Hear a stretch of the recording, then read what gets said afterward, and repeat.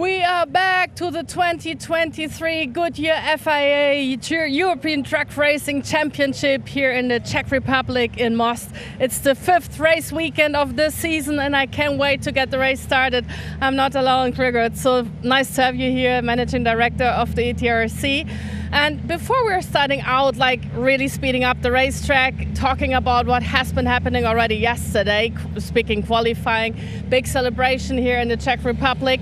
Let's quickly jump over to the race season itself because it's very futuristic already, talking biofuels. The tires are not only used one time as we know it from former racing, they will have a second life. They're actually going back on the normal roads. So it's really lovely to have you here.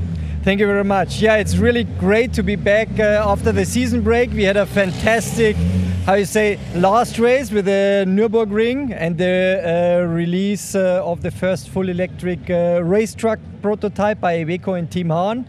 As you mentioned, this is one part of the sustainability transition, tire retreading by our partners of Goodyear. We have the innovation camp, which you see in our background, completely open for any kind of technologies, because this is also how the market of truck industry is doing, and we are kind of embedded. And we are looking very much forward to a great restart after the season break here in Most, which is always a really big season highlight, not only for the Czech Republic, but also for the East Germany, because it's quite close to the border. And we have a lot of German fans here as well, and really happy to be back. Yeah, the track is already packed. You will be seeing in a second once the race will be starting, which will be happening quite soon. You already can hear the trucks running. So I really love how this is going, how this is developing, because people who might hear trucks are like, oh, like these are like just big old cars. No. They're much more futuristic than some race cars already. And all the people who are like participating, they're not coming for one race season. They're actually sticking a lot with the season because it's so much fun to be racing in.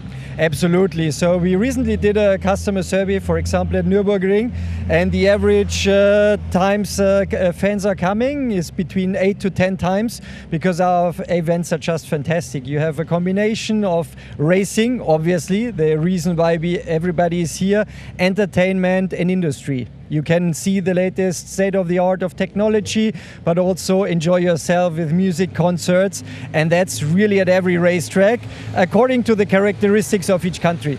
And it's really nice to be standing next to a huge truck like this. Is the future technology right in our back, but also the race trucks. I really have to admit, it's lovely. You're like speaking to the drivers like this and not like that anymore. And it's just like it's gonna be action. So we will be there very soon. But as I already told you, it's been already a really nice Friday. We had a very exciting qualifying. People were not lazy at all. A lot of stuff has been happening already. And what has been going on will be broadcasted to you in a second. And then Straycott, our English commentator, will be there for you as well. So see you in a second. Have fun.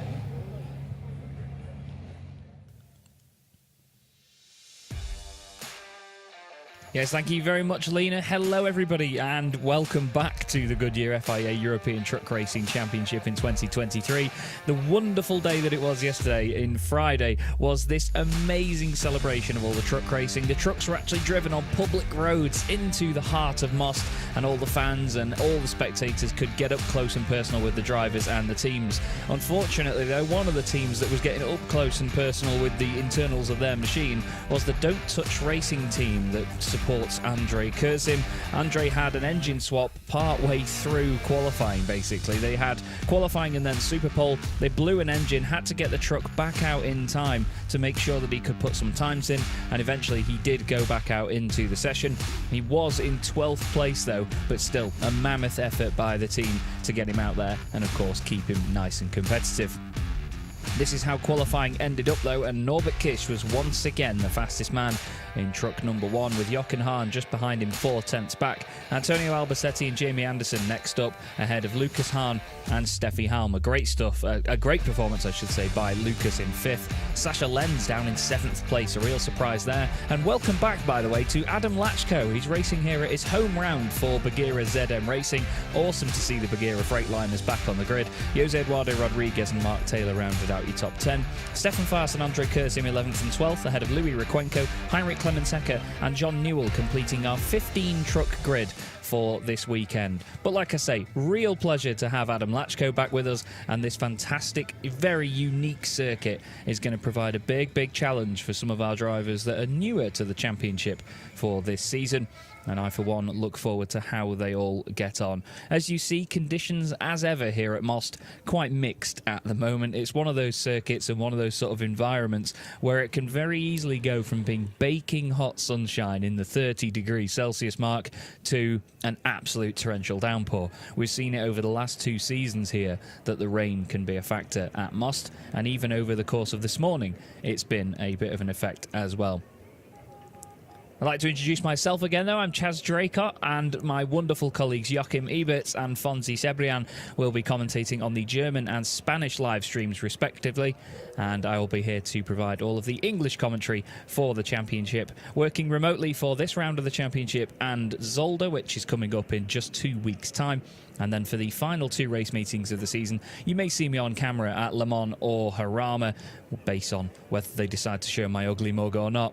There are your trucks lining up on the grid for the moment. Norbert Kirsch and Jochen Hahn on the front row. Antonio Albersetti just behind in third.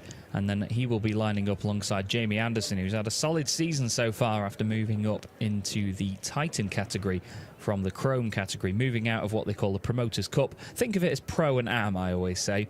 And basically moving out of the Am class to the Pro class. You could see Sasha Lenz lining up there, actually, just moving up into 7th place on the grid. That's really not the sort of qualifying that Sasha and the team would have been looking for.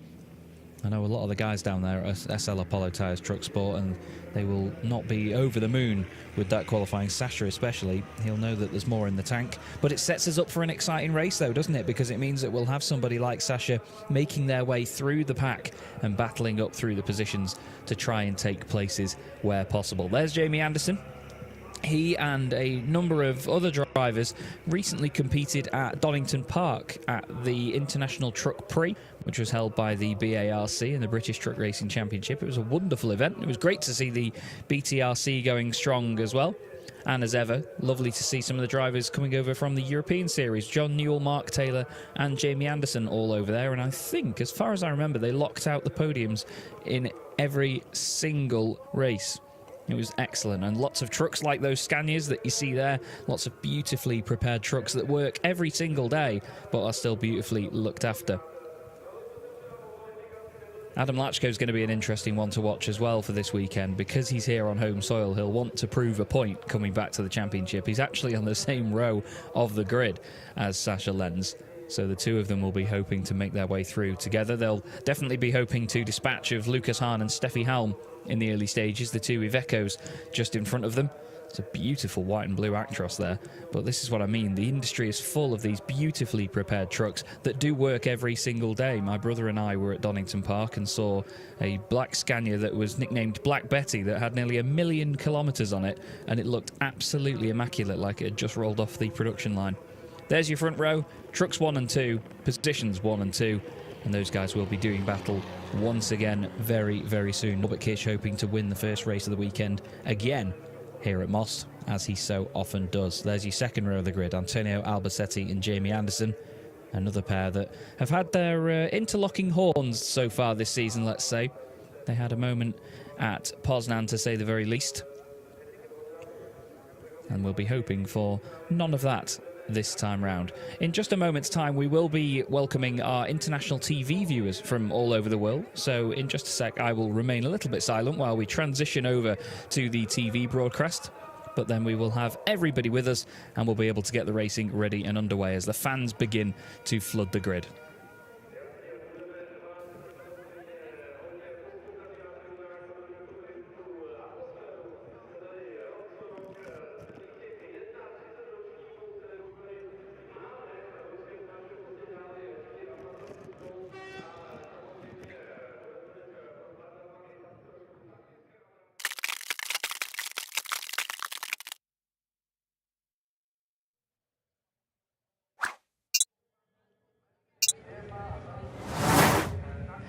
A warm welcome to the fifth race of this year's 2023 Goodyear FIA European Truck Racing Championship here from the Czech Republic. Hello to everyone sitting in front of the television screens. Yeah, this is going to be a very exciting race this weekend, and of course we will be right there for you right at the race with everything that you would miss maybe being here, but it's going to be already a big party. There are many people around already waiting for this race to start.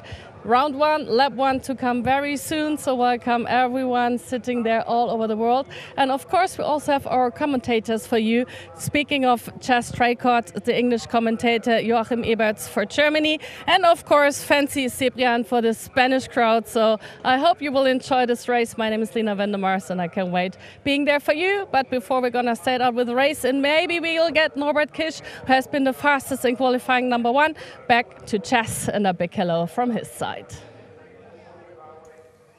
Hello indeed, yes, thank you Lena, I should say. Flipping heck, if I could get people's names right, it'd be good if I was good at my job, wouldn't it? Here is the grid, and here is the first race of the weekend coming your way, everybody. Welcome to Autodrom Most in the Czech Republic, an amazing circuit and a very, very unique challenge for the drivers. It's quite an interesting circuit in the way that it's very long and narrow in terms of the geographical layout of it. It really is a strung out circuit that spreads a long way from one end to the other. And that often does mean that the conditions at one end of the track can be completely different to the other. We saw it just a couple of seasons ago where the sun was shining down at turns 20 and 21. Yes, really, there's 21 corners. But down at turns 9 and 10 and 11, there was a torrential downpour. It was just remarkable stuff, and the drivers did not know what to do. They had no idea of what they were driving into every single time they went around the circuit. But we've got an interesting grid lined up for you. Norbert Kisch at the front once again, Jochen Hahn alongside him on the front row. They'll have Antonio Albersetti and Jamie Anderson ready for company, and certainly hoping to pick up the pieces if there's any battles down into the fearsome first chicane here at Most. We've had some epic race finishes here as well in the past, with drivers making moves down the inside and even trying it around the outside of the final corners and then making a run to the line. It's a really long start-finish straight here as well, and it is a perfect arrow straight as well. Interesting that we sometimes go to circuits that don't quite have a perfectly straight, if that makes sense. But it's a very busy paddock already, and it's always great to see the fans flooding back in. Hungarian fans, of course, for Norbert Kisch. He's got a massive following that make their way out to the likes of the Slovakia Ring and to Most here in Czechia. We have the hometown hero, Adam Lachko, racing with us again this weekend. Adam was a real star in the championship in previous seasons. He is the 2017 European Truck Racing Champion as well, is Adam.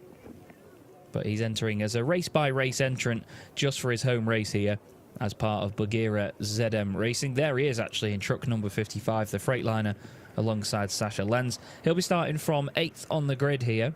It's not been the smoothest of transitions back into the championship for Adam, but it's wonderful to have him with us again. And we're going to head back down to the grid because Lena has caught up with Norbert Kisch. Yep, here with Norbert Kisch, looking quite relaxed so far, but he can be relaxed. He has the most points of all in this season, and he already has had a really nice qualifying yesterday. You are like, let's say, the flying pick of the season, aren't you? What is your secret being so fast this year? Yeah, I don't know about any secret, We just, try to do a good job, be precise, be prepared, try to find a good setup, and then put together a good lap in qualifying. And it usually worked. So far this season it worked. You had a big break. It's been the summer break. Is this a time you use to still drive somewhere, or are you really taking it off for yourself as well? Well, of course we drive, but not like competitive, but not testing or whatever. But we did a lot of events for the fans. We were some track meetings where we, do some show runs and donuts, and things for the fans that they enjoy as well, and they can meet us back at home. So these are the things that we've been doing in summertime. Not like testing or whatever. Okay, well, knowing you, you cannot sit still anyway, so I'm pretty sure you're always on the run. And I managed to speak to Jochen Hahn yesterday, and he's in your back. He really will be pushing at this race. Are you relaxed in the front? Not really. He's a very good driver. He's a great champion, and with the support of Iveco, I think he should be in front. So I am happy that we are in front, and we are doing this good job, as a private team. I am very proud of that, and we keep pushing, and of course it's always difficult against Johan, because like I said, he's very strong. But we try to do the best we can, have a good start, have a good first chicane, and then hopefully we can stay in front of him. So good luck to you. Go kill that racetrack. And back to you, Chas, because we can hear the whistling. The race is about to start very soon.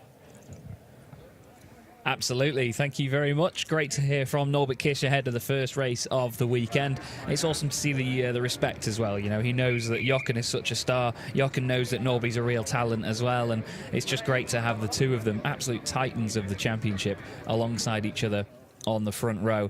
I mean, looking at the overall standings for their sort of history in the championship, they've got 10 championships between them. Here's the championship standings for this year at the moment, though. Norbert Kish on 209 points after 10 race victories and 13 podiums. And then Jochen Hahn's 2 race wins and 8 podiums gives him 155. So he's 11 points ahead of Sasha Lenz. He's got 1 podium more than him, but obviously those race wins make quite the difference. And then Antonio Albacete in 4th place. It's those sort of 4 at the moment that have broken away from the rest of the field, but Norby obviously stretching his legs right at the top of the pile as well. It's great to have seen Antonio take 2 race victories so far this year. And we hope, of course, for his sake, that we'll be seeing more of them when it comes to the latter stages of the championship. He usually has a late resurgence in the championship, does Antonio Albacete. Here is our beautiful Ford F-Max on its inspection lap. We once again thank Ford Trucks for their support for the championship. It's one of the many partners that we have here in the Goodyear FIA European Truck Racing Championship. And this excellent F-Max was designed and tested by over 500 Ford engineers over a 5-year period.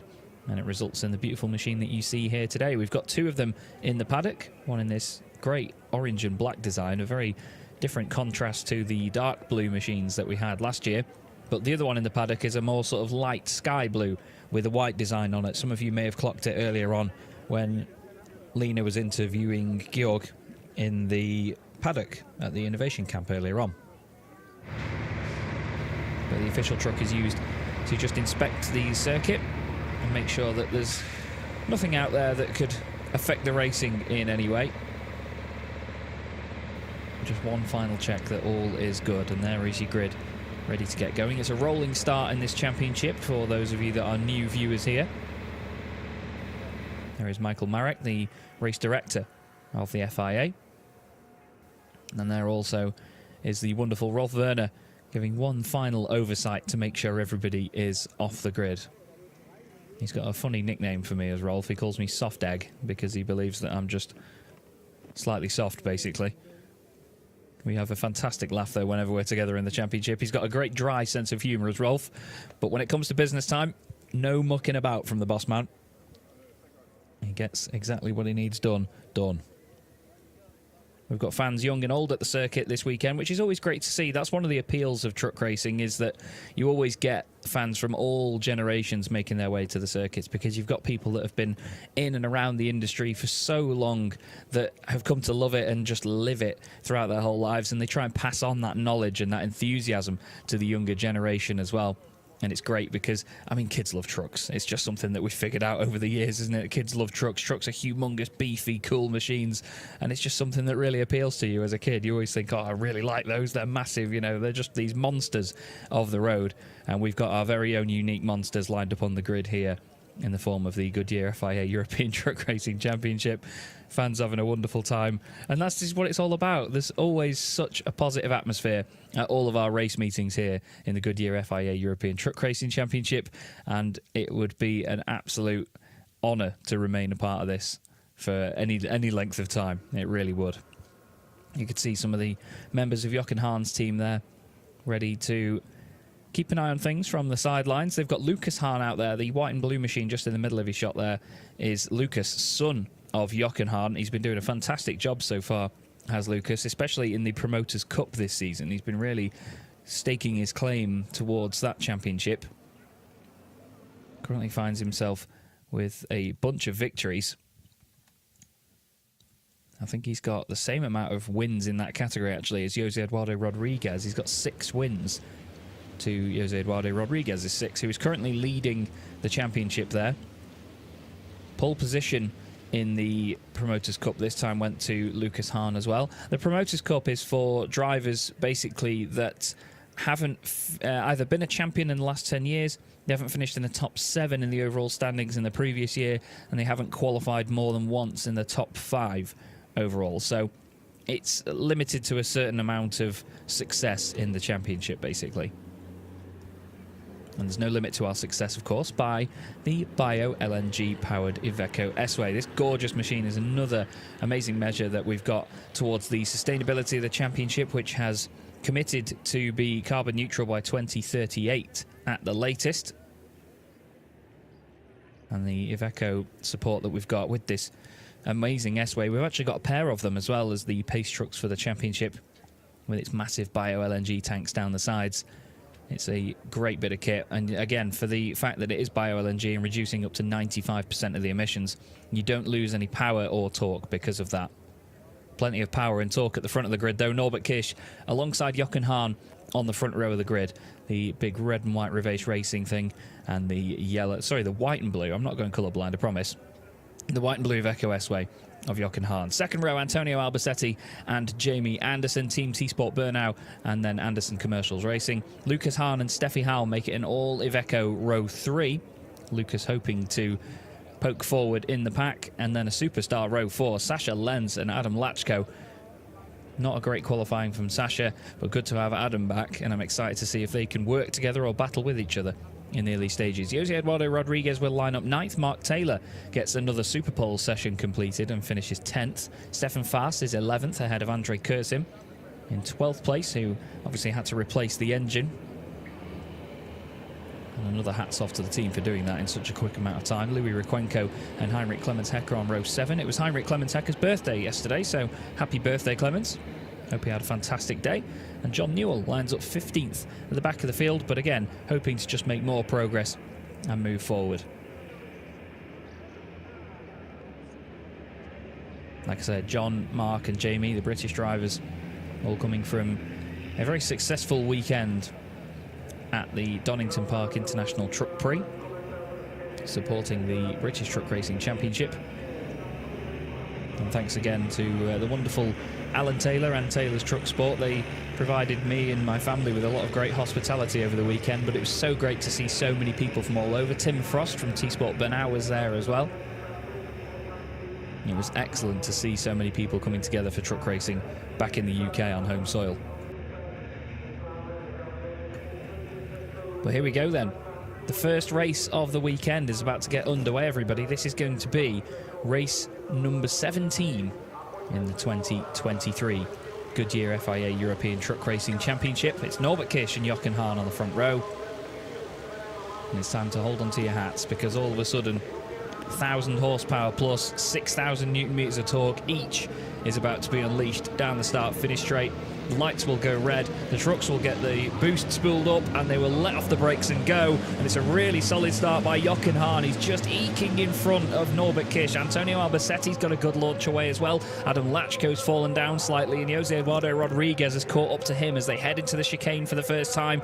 Norbert Kish has got it done down the inside, holds the position. There's big contact there between Lucas Hahn and Jay Anderson. Jamie's been smacked in the rear. Steffi Halm's gone off the road as well. She's had to cut back across the inside. I don't know if there's more contact on the exit, actually. Mark Taylor's been turned slightly as well. I think Kursim might have gone into the back of him. But it's Norbert Kish leading it at the front, nice and tidy, ahead of Jochen Hahn and Antonio Albacetti. Sasha Lenz has moved up into 5th place already, gaining 2 positions over Lucas Hahn and Steffi Halm, who's side by side with Adam Lachko.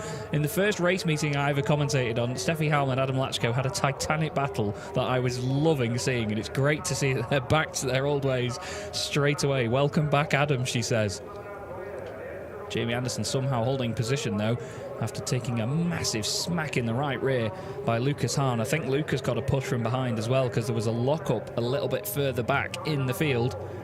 But Norbert Kish now starting to do what he does best. He can just stretch his legs at the front a little bit. Jochen Hahn sitting, waiting, seeing if there's anything he can pick off in the early stages. He'll just be pushing to stay within touching distance Antonio Albacete in third place as well, looking strong at this moment. You can see the damage on Lucas Hahn's truck there on the front left. Steffi's actually got right onto the back of him again in the early stages. But look at this shot here. I love this as they come down there through turns 17 and 18. Flying on down the kink at 19 just there into the last couple of corners, turns 20 and 21. Jose Eduardo Rodriguez there trying to make a move on Adam Lachko. You can see some of the bodywork hanging down on the front of the Goodyear ZM Racing Freightliner. It's just that little piece at the bottom. It's almost like a splitter that has fallen away. You can see the penalty markers as well when they exit the final corner. They'll be taking a smack over the weekend. But it's Lucas Hahn leading in the Promoters' Cup at the moment. Jose Eduardo Rodriguez, 9th overall, 2nd in that category. Mark Taylor in 10th position, but he's 3rd in said category. And there is Norbert Kish punching the Revage Racing MAN out of the first corners. That is one of my favourite angles in the championship, that is that camera angle down there at turns 1 and 2, because you get a real idea at how slow the trucks have to behave through the chicane, but then you get an idea of how quickly they punch out of the corner and get accelerated down the road towards the long kinks at turns 3 and 4. This is turns 7, 8, and then 9 in the left-hander, and then 10 the hairpin. Steffi Helm just waiting in the wings now. She's got over what happened in the opening corners. Don't think there's any major damage to any of them. We would have seen much more of a drop-off in pace if there was. Andre Kurzim there looking down the inside of Stefan Faas. He's trying to put pressure on him to get by where possible. Andre dropping down outside of the top 10. He'd normally be a driver that's very often in Superpole. They sort of have 2 qualifying sessions in this championship, so everybody goes out for the first one, and then if you're in the top 10 by the end of that session, you go through into Superpole to then fight for the top 10 positions again. Andre Kurzim looking down the inside at turn 15 there, but Stefan Faas was having absolutely none of it. Says thank you very much. If you want to go and compromise your run off the corner like that, then you go and do that, sunshine. Clemens Hecker has dropped down to the back of the field as well. I'm not sure if he suffered from some of the earlier contact, but John Newell has moved up into 14th. Louis Requenco is now 13th.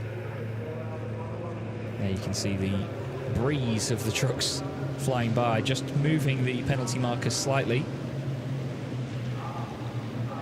They don't look that big from where the trucks sit anyway, these penalty markers, but I can tell you they're nearly 6 feet tall, those huge markers. They're made of just a foam which gets slotted into the holes that they have in the curbs. A lot of FIA grade circuits have the curbs with the potential for those sorts of markers to be placed. It's more of a physical and obvious deterrent of drivers stepping over track limits. Obviously these trucks are very big, they are very wallowy in some situations, so they can step over the curbs really easily. It's a bit more black and white to know if they've hit something or not that we can see. So it's a very good measure, and it doesn't damage the trucks in any way. Doesn't damage anything in any way really. The bollards can sometimes get split in two, but it's not much to replace them. But Norbert Kish, well, he can't be replaced at the front of the field at the moment, can he? He's absolutely flying at this moment in time, as he often does. He's opened up a lead now of just over a second to Jochen Hahn. He nearly broke the lap record here last season, did Norbert Kish. It's a 2:01.340 set by David Vesecki in a Freightliner back in 2009. And I think last year Norbert did a 2:01.8 in the race. I think it was in race 3 that he did that. But a 2:01.3, the lap record around here. For reference, he's done a 2:02.3 last time round, 2:02.375 his previous lap time. Spreading out a little bit inside the top 5 now, but Sasha Lenz will be happy to have moved up into 5th position. It's important to keep your eye on 8th place as well, actually. Adam Lachko is defending from Jose Eduardo Rodriguez there. But 8th place would give them a reverse grid pole position, because for the 2nd and 4th races of the weekend in the Goodyear FIA European Truck Racing Championship, the grid order is a reverse of the race 1 result. You can see one of the aforementioned penalty markers has been knocked over there. But it's important because it would put Adam Lachko on pole position, and if Jose Eduardo Rodriguez overtakes him, he would inherit pole position, and Lachko would start down in 9th. He would not get any sort of benefit from being 9th with Adam, so he needs to aggressively defend that position from Jose Eduardo Rodriguez, who needs the points in the Promoters' Cup to try and open up an advantage over the likes of Stefan Faas and Lucas Hahn. A reminder there that all of our trucks run on 100% renewable HVO diesel. It reduces the emissions by up to 90%, and there is even black smoke rules in the championship as well. If your truck is kicking out a lot of visible black smoke, it's not an image that the championship would like to adhere to, and it is something that you will get a black and orange flag for and get told to come into the pits.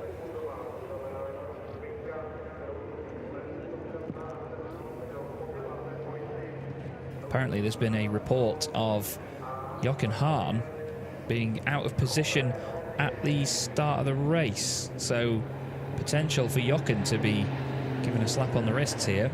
Hopefully not, though. I mean, it looked like quite a solid start to me. I think he was just about behind, but they'll be looking back at that. The FIA do a good job of making sure that no one oversteps the marks. And there is Jochen in the number 2 Iveco. 6-time champion is Jochen, and 4-time champion is Norbert Kirchen. Behind them as well, actually, Antonio Albacete, 3-time champion as well. 13 titles between the top 3 drivers in the field here. I think when you add up all of their race victories together, it's over 300 wins apiece.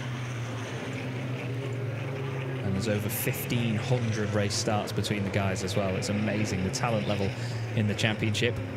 It's always good to see the talent level coming up as well. John Newell here making his first full season appearance this year in the Goodyear FIA European Truck Racing Championship after doing a couple of race meetings last year. He's putting pressure here on Louis Requenco, the beautiful green Iveco, the number 64 machine. One of the cleanest looking trucks on the grid, it has to be said. Coming under pressure in the latter stages of the lap here. You can see the different configurations of these trucks though. They may have the engines in the same place and a very similar layout, but John's truck looks a lot higher up than Louis does. You know, the bodywork stretching a much more sort of wider pan at the front of the truck and then being a lot lower to the ground as well.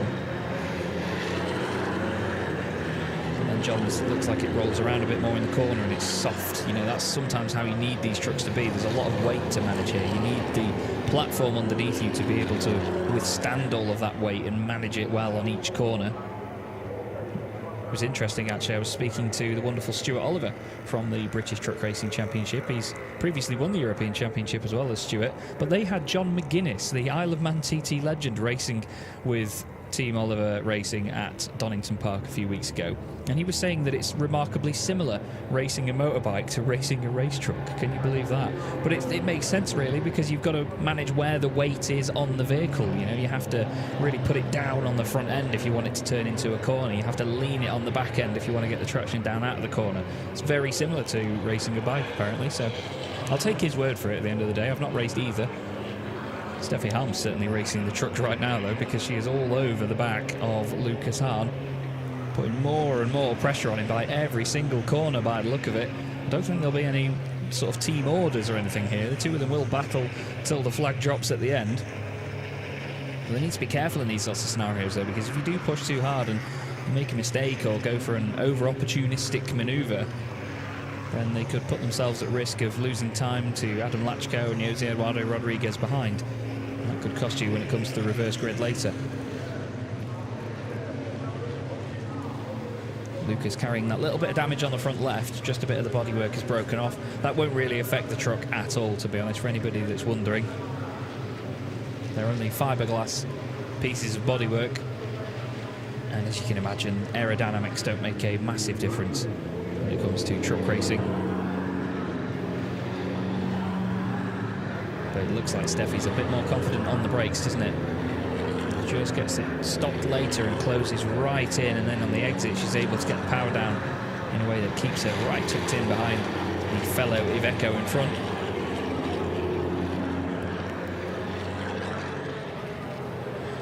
And there is Adam Lachko in the Goodyear Freightliner.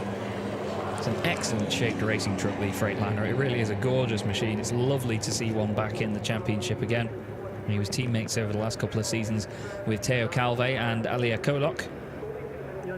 Theo has gone on to be French truck racing champion and continuing to lead that championship this season as well. We'll be sharing the circuit with them at Le Mans when we go there towards the middle of September.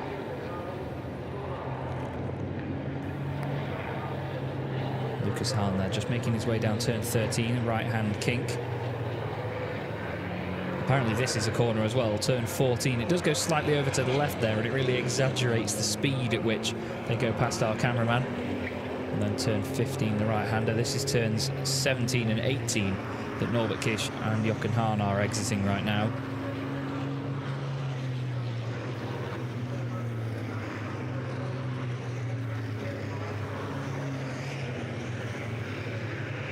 Right now it's Norby just opening up a gap more and more. Previous lap times were about 9/10 of a second apart. Norby did a 2:02.701. Jochen Hahn doing a 2:03.605. Let's see the times this time round. 2:02.715, very consistent from Norby. 2:03.3 from Jochen, so 6/10 of a second there. And just continues to add to that gap at the front of the field, does Norby. But Jochen's keeping him honest though. He's not dropping away completely here. Antonio Albacete holding strong in third place as well. He's keeping a gap over Jamie Anderson. And that's all he needs to do for now, is just keep that gap held to take another podium. There's this fun ongoing battle actually between Jochen Hahn and Antonio Albacete, because gradually Jochen has started to catch up with Antonio Albacete's podium record. Antonio has 287 and Jochen has 282. He's vowed to overtake him in that respect this season. And at the Nürburgring they both scored 2 podiums each, so it was all square, and it will remain all square here as they get podiums 288 and 283 respectively. That was Steffi Halm there, just pushing a little bit hard into turn 10, down at the hairpin. Just going in a little bit deep. There's been a couple of warnings handed out for track limits as well. Jochen Hahn, John Newell, Jose Eduardo Rodriguez, and John Newell's actually just received a second warning as well. The start is still under investigation for the procedure, apparently, with Jochen Hahn being out of position apparently. We've got 2 more warnings for track limits, Steffi Halm and Stefan Fass as well now. As you see though, with where the track limits are on the circuit, it's really difficult for the drivers to stay within the confines on a narrow, twisty circuit like this. It's all about momentum, is also John Most. This is Mark Taylor now with Stefan Fass right behind him. Mark in 10th place, Stefan in 11th. These two both racing in the Promoters' Cup as well. Stefan makes up one of 2 drivers in the Teams Championship as well, which is Sweden Power. He's teammates with Heinrich Clemens Hecker in the 2 Scanias. The Teams Championship made up of 5 teams. You've got Norbert Kish and Antonio Albacete making up Revesh and T-Sport. They're the reigning Teams champions. Die Bullen von Iveco is Jochen Hahn and Steffi Halm. Sasha Lenz and Jamie Anderson are teammates at Lowen Power. Then you've got Sweden Power, Stefan Fass and Heinrich Clemens Hecker, and then John Newell and Mark Taylor making up Newell and Taylor. 2 British teams. Oh, dearie me, one of the rear arches there popping off Mark Taylor's truck. It's interesting how they move about actually. You'll see the left rear on Stefan Fass's machine lifting up. You would have thought that the wind coming over the truck would have pushed it down into the wheel, but the actual centrifugal wind being blown up and blown forwards by the tyre rotating is actually what lifts it away from the bodywork. It looks like active aerodynamics, doesn't it? But it seems like Mark Taylor's has just popped off there at the end of the start-finish straight. They are only held on by a couple of clips, to be fair. So sometimes if you just push them that little bit outside of that clip, you will see them waving around for the remainder of the race. It's remained very stationary in the middle of the pack here, actually. I was expecting Steffi Halm to have more of a jab at Lucas Hahn at this stage. Lucas is gladly leading the Promoters' Cup category in this race so far. Steffi's not making enough advancements to actually gain a place. Now I've heard that there is a 5-second penalty for Jochen Hahn for an incorrect start procedure, so Jochen will at least drop behind Antonio Albacete here. He will keep on the podium if it finishes as it is, but Jochen Hahn has been handed 5 seconds added onto his end race time. So as long as Antonio Albacete stays within those 5 seconds, he can finish second here.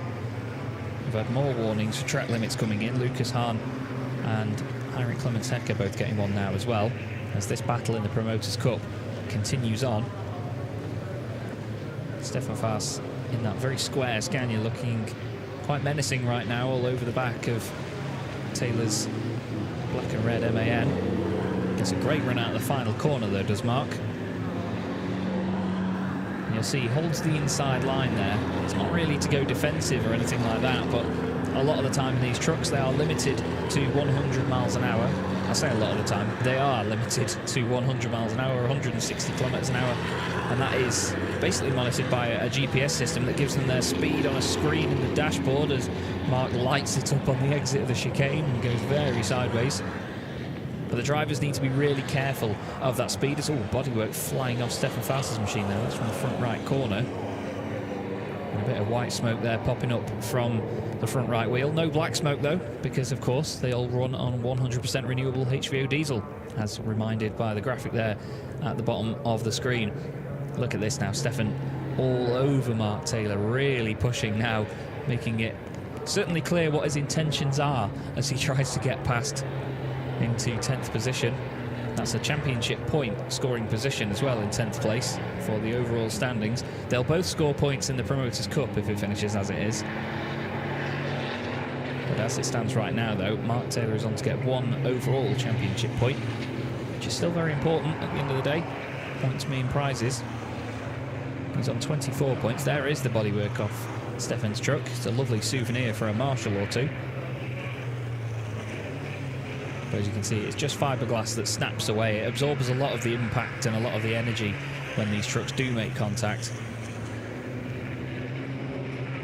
And it's just to make them look pretty, really. There is a slight aerodynamic difference it'll make, obviously, because there is bodywork in the way of internals underneath. But it's not the be-all and end-all of truck racing. You don't often see them with big rear wings or anything like that. It was very interesting to see the rear wing that was presented on the back of the e-truck that Iveco presented with Team Hahn Racing at the Nürburgring. It was great to see a racing truck with a rear wing though. I thought they looked fantastic. A lot of our trucks you'll see have the fifth wheel in a big bright green design with the HVO branding on it to really tie the series together. You can see it on the back of Norbert Kisch's truck there. It's almost like a mini rear wing, isn't it? I quite like the fifth wheel in these machines. It's great that they still have them. There are still rules at the end of the day that mean that they have to necessitate as trucks rather than being a perfectly sort of purpose-built racing chassis with no function outside of that. There's certainly a lot of function inside the cab though of Norbert Kisch's MAN. He is really on a mission yet again here. Look at that thing. It just looks like it's on rails down there through turn 13. The cornering speed is just what's setting them apart from everybody else at the moment. And the run off the corner as well. I mean, Norby has shown us many times this season alone that he's so good in the wet. As there's been a change further down here, John Newell has lost ground to Louis Riquenco and has now been overtaken by that man there, number 25, Heinrich Clemens-Hecker in the very angular Scania. And he's starting to get away from John as well. I'm wondering if John's got a problem. Bit of bodywork missing on the front right of the number 25 as well, so he's clearly had contact somewhere. I think that came from the first lap, actually. I think that was right at the start of the race. More warnings coming in for track limits for Andrej Kurzim, truck number 11. He's made his way up into 12th place.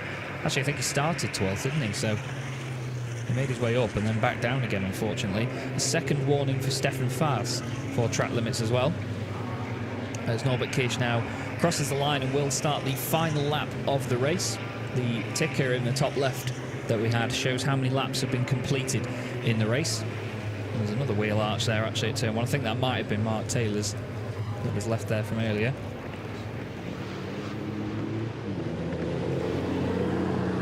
And to add insult to unfortunate injury, John Newell is being investigated for hitting a penalty marker, which will be third warning for track limits as well. So not only is he in 15th place at the moment, but he's being investigated for potentially exceeding track limits too many times. And will be given, I believe, a 5-second penalty for that, if true.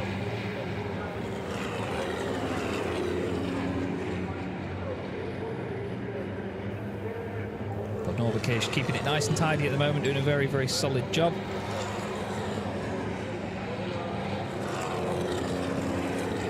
Just making his way now back down the hill towards turn 13. Got a quick squirt down this straight here, and then a sweeping left-hander at turn 14. And hard on the brakes under the bridge into 15, which then drops downhill on the exit. You have to be very careful not to break traction through there. Back on the brakes again, just trail brake and guide it through turn 16. And then again, you can just see that the way the weight transfers through 17, Norby just grazing the throttle,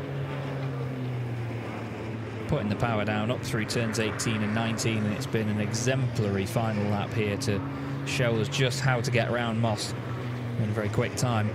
He's opened up that gap to 4.7 seconds. We need to keep our eye on that gap, though, between Jochen Hahn and Antonio Albacete, because don't forget, Jochen's going to get a 5-second penalty here.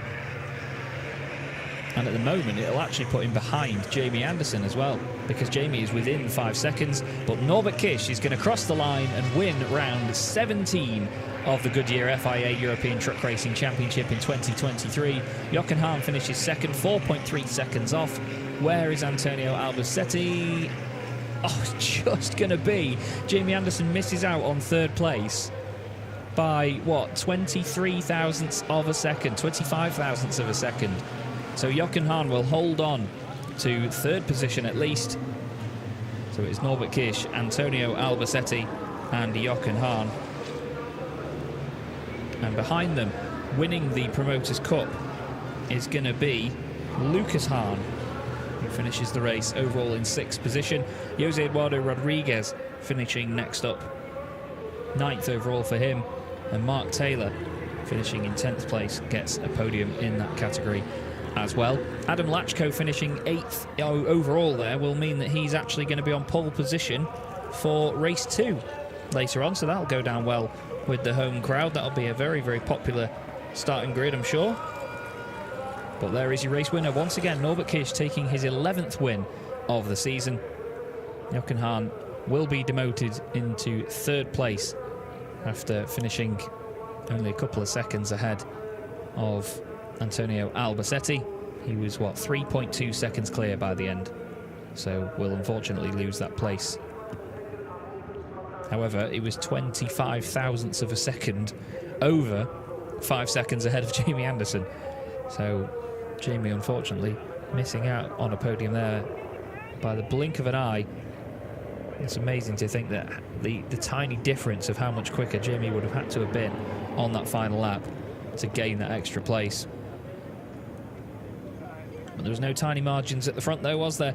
Norbert Kish, yet again, an exemplary drive, taking himself further ahead at the top of the Drivers' Championship. That puts him now on 229 points. It's a very comfortable margin to have for Norby. And when it comes to the Promoters' Cup as well, Lucas Hahn looking very good, actually, despite not scoring points overall in that championship, as he's a race-by-race entrant. Jose Eduardo Rodriguez finished ahead of Stefan Faas, so he also extends his lead at the top of the Promoters' Cup for the Chrome-rated drivers. And does a mighty fine job of it too. He was putting a lot of pressure on Adam Lachko for the majority of that race. Eventually doesn't get by, though. But Adam put in a solid performance in his first race back in the championship this year. Sasha Lenz moving up from 7th on the grid to 5th early on. Wasn't able to progress from there, but it was his teammate Jamie Anderson that was just in front of him. And in terms of the team's championship, it was another very good race for Revesh and T-Sport as they extend their lead as well. There's Csaba Bako from Revesh Racing making his way down into the pit lane. He'll be a happy boy after another win for the team. And there is Adam Lachko ahead of Jose Eduardo Rodriguez, Mark Taylor, Stefan Faas, Andrei Kurzim and Louis Riquenco as they come in. There's Dominic Wilhelms, another one of the many beautiful and wonderful people behind this championship. I don't think I've met anybody that doesn't stop as much as Dominic doesn't. He's constantly moving, constantly working. He's one of guys that puts up all the branding around the circuit, all the signs, all the innovation camp, all the pop-up buildings and stuff. Dominic is behind pretty much all of that. You could hear, I think, Tim Frost there shouting Antonio, as Antonio Albacete is moved into the second place finishing board in the pit lane. Some more solid points for T-Sport Bernau.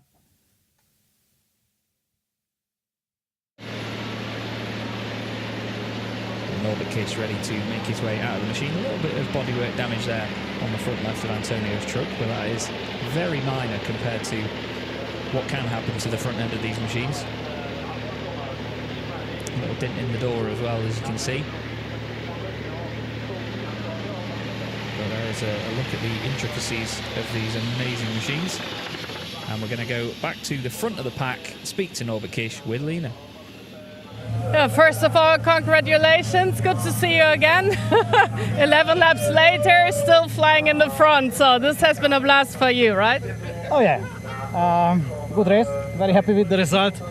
And yeah, you know, like I said before the race, need a good start. You know, I think with Johan we had a pretty equal start, but then you know, a very brave late braking into turn one, and then I could go in front safely.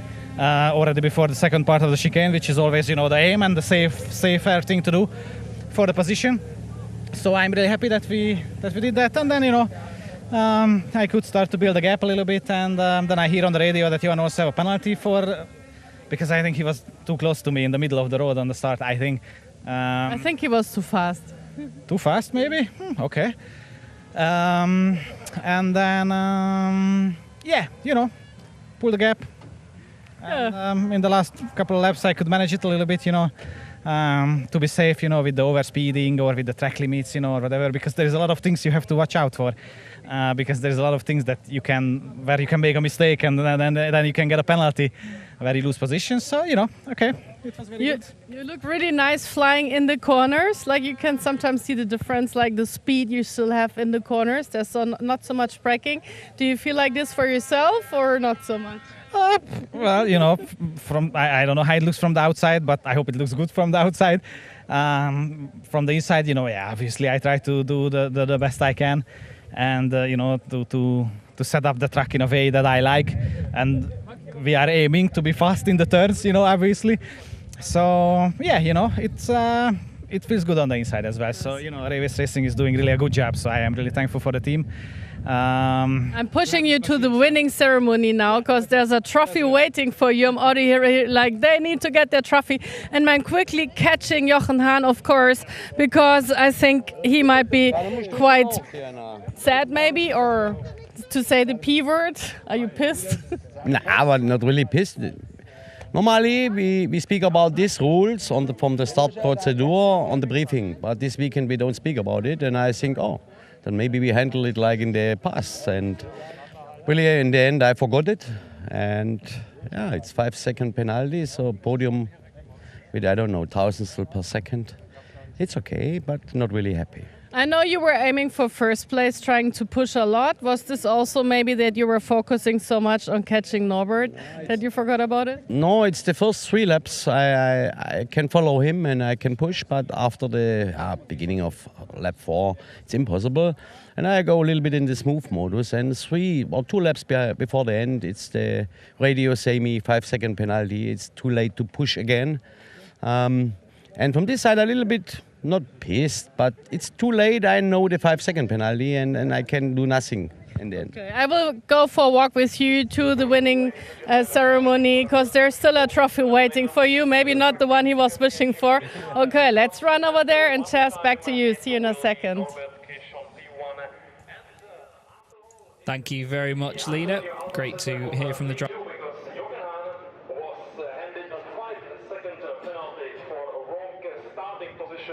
So that's the reason why we have a Jochen Hahn on P3 after finishing P2. And we are ready and excited to host the first podium ceremony down in the fan village.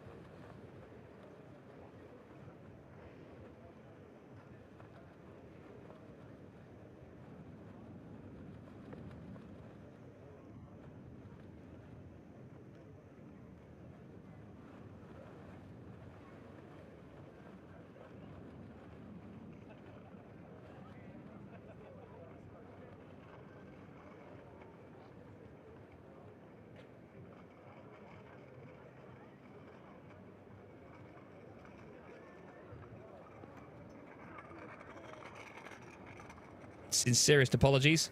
Sometimes we have these problems at Most. Unfortunately, the area connection is not always the best. But we are back. Well, I was just saying it's lovely to hear at least from the drivers straight after a race like that, because we get their initial reactions, and obviously you could see that Norby had his eyes on everything that was going on in that race. You know, he was aware enough to say that he knew that Jochen had a penalty. He knew that there was stuff going on. You can see the is that bodywork there being passed over the fence from to the fans. Like I said before, it could be a lovely memento for the fans, and now they get the chance to take some of that home with them, I guess.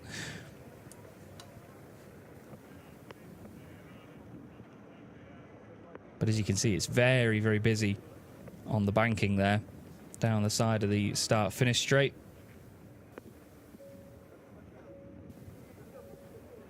And it's always a circuit that provides a lot of great viewing opportunities for our fans, and we always do get a massive amount of fans down here at Autodrom Most. And we have this wonderful podium presentation ready to get going.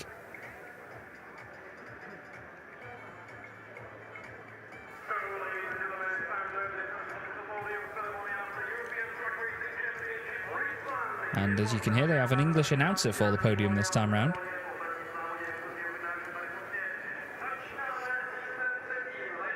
And they've already popped the flags, the nationalities of each driver onto the podium as well. We're going to go for the overall podium in reverse order first. Jochen Hahn, 6-time champion, makes his way up onto the podium. He's a man with many a podium appearance. And next up, joining him, Antonio Albacete. The two of them have shared so many podiums over the years. And they have as well with Norbert Kish, who takes his 11th win of the season. This is the 14th time we've seen him on the podium as well. And he's well on his way to another fantastic championship triumph. It's going to take a lot to stop Norby now. That is for sure.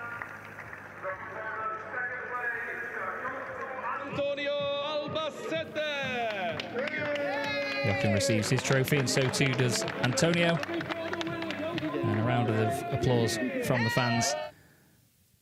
And then Norbert Kish receiving the trophy. Beautiful trophies here this year at Most. They've always had some interesting trophies in the past at this round of the championship.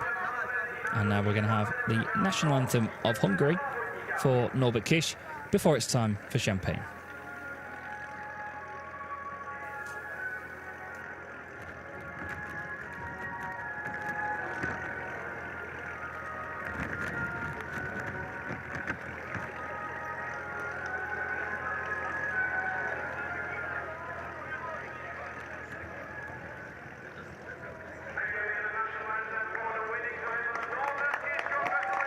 And there you go, the national anthem of Hungary. And a celebration for Norbert Kish taking another race victory. And they're now going to get their pictures taken on the top step. They may do the traditional changing of the caps. They all have their own branded hats to use.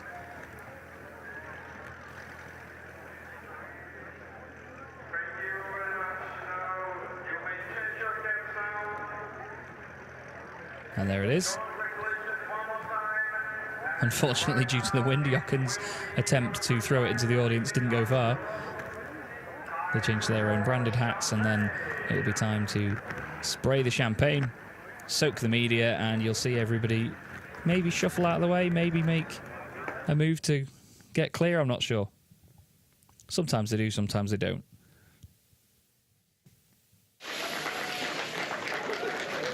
Not spraying each other at this stage because they know that in just a couple of hours' time they have another race to take part in. And that is your overall podium for round 17 of the 2023 Goodyear FIA European Truck Racing Championship. In just a second we will move on to the Promoters Cup podium for our top 3 drivers finishing in that category.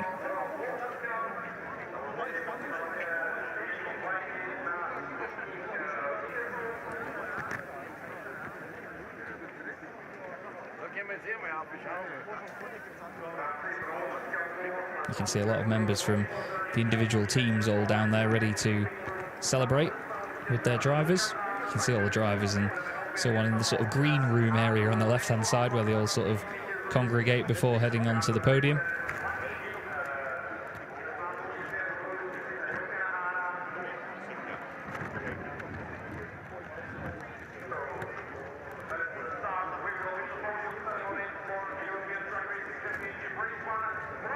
And now the Promoters' Cup drivers will be called up to receive their trophies and receive their awards for doing what they do. Third place going the way of Mark Taylor. Mark making his way up onto the podium. Third place for Mark in the category. Another bit of silverware for him and the team. Second place for Jose Eduardo Rodriguez. And then the race winner in the Promoters' Cup for round 17 of the championship, Lucas Hahn. Yet again, the young man making waves in the championship, getting better and better all of the time. And a big, big smile and a thumbs up from the young German. He's a fantastic character, is Lucas. And he's a great guy to have up there on the top step of the podium. All very deserving of their trophies. A lot of hard work goes into the Promoters' Cup for these drivers. And there is Lucas receiving his trophy. Raises it high with a big, big smile and a big cheer from the crowd. And now we will get the national anthem of Germany.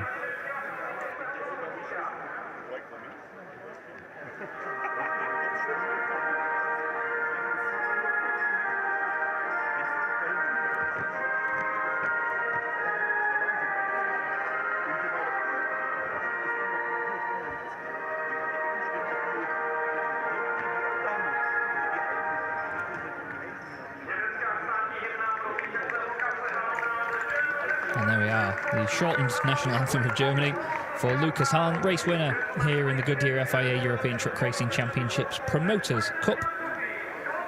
In the first of 4 races this weekend at Most. Don't forget that there are 4 rounds of this championship at each race meeting. We have another race coming up later on today. But first, champagne for Lucas Hahn, Jose Eduardo Rodriguez and Mark Taylor.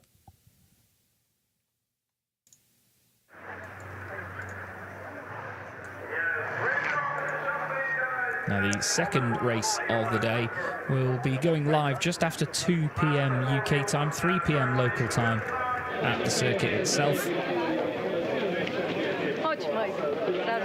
And don't forget, it will be a reverse grid for the top 8 finishers. Adam Lachko starting on pole position. And selfies aplenty for Lucas Hahn with fans. And Lena's just nipped in there to grab him for a chat.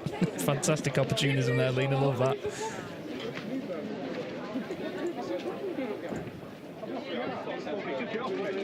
I'm sure we'll be hearing from Lucas in just a second. And yes, straight to Lena with Lucas Hahn.